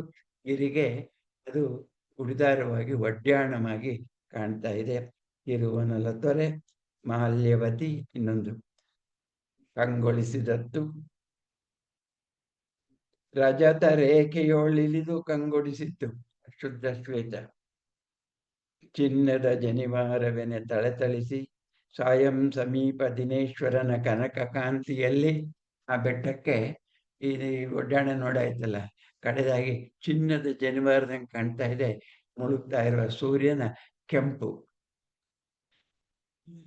ಜನಿವಾರವನ್ನು ಗೆಂದ್ಕೊತಾರೆ. ಆಶ್ಚರ್ಯ. ಶೈಲ ಭೈರವ ಋಷಿಗೆ ಬೆಟ್ಟ ಅದು ಶಿವನ ವಾಸಸ್ಥಾನ ಅನ್ನೋ ಕಲ್ಪನೆ ಮನಸ್ಸಿನಲ್ಲಿ ಮಾಡಿಕೊಂಡು ಶೈಲ ಭೈರವ ಋಷಿಗೆ ಹರ್ಷದಿನ ಆವೇಶ ವಶರಾದ ಮೂವರು ಕೈ ಮುಗಿದು ಅರ್ಪಿಸಿದರು ಆಧ್ಯಾತ್ಮ ನೈವೇದ್ಯಮಂ. ಅವರು ಅರ್ಪಿಸಿದರು ನೈವೇದ್ಯವನ್ನ. ಏನು ಮಾನಣ್ಣ ಮತ್ತೊಂದ ಅಲ್ಲ, ಆಧ್ಯಾತ್ಮದ ನೈವೇದ್ಯ, ಮನಃಪೂರ್ವಕವಾದ ಭಕ್ತಿಪೂರ್ವಕವಾದ ಹೃದಯದ ವಂದನೆಯನ್ನ ಅರ್ಪಿಸಿದ ಮಾತಿಗೆ ಇವತ್ತಿನ ವಚನವನ್ನ ನಿಲ್ಲಿಸ್ತಾ ಇದ್ದೇನೆ. ಕಣ್ಣು ಕುಣಿದಳ್ ಉರಿಯ ಊರ್ವಶಿ. ಇನ್ನು ಮಾತನ್ನು ಮುಂದಿನ ಭಾಗವನ್ನು ಮಾಡ್ತೇನೆ. ಇದನ್ನು ನೋಡುವಾಗ ಏನು ಕುಣಿದಳು ಉರಿಯ ಊರ್ವಶಿ, ಇವಳ್ಯಾರಪ್ಪ ದೇವಲೋಕದ ರಂಭೆ ಊರ್ವಶಿ ಇಲ್ಲಿ ಯಾಕೆ ಬಂದ್ಲಪ್ಪ ಅಂತ ನಮಗೆ ಗಾಬರಿ ಆಗುತ್ತೆ. ನನಗೂ ಅನುಮಾನವೇ, ಊರ್ವಶಿ ಅಂತ ಯಾಕೆ ಬಳಸಿದ್ರು. ಇದು ಊರ್ವಶಿ ಬರುವಂಥದ್ದಲ್ಲ. ಭಯಂಕರವಾದಂತಹ ಒಂದು ಕಾಡಿನ ಕಿಚ್ಚಿನ ಚಿತ್ರ ಮಾಡುವಾಗ, ಅದರ ವೈಭವವನ್ನು ನರ್ತನವನ್ನು ಮಾಡುವಾಗ ಊರ್ವಶಿಯನ್ನು ನೆನೆಸ್ಕೊಳ್ತಾರಷ್ಟೇ. ಕತೆ ಬೇರೆ. ಈಗ ಚಿತ್ರಕೂಟಕ್ಕೆ ಬಂದಿರೋರು ಹೇಗೆ ಅಲ್ಲಿ ಸ್ಥಿರವಾಗಿ ನೆಲೆಸಿದರು, ಒಂದು ಪರ್ಣಕುಟಿಯನ್ನು ಕಟ್ಟಿದರು ಅನ್ನೋ ಮಾತುಗಳನ್ನೆಲ್ಲ ನಾನು ಇನ್ನೊಂದು ದಿವಸ ಓದ್ತೇನೆ. ಎಲ್ಲರಿಗೂ ನಮಸ್ಕಾರ.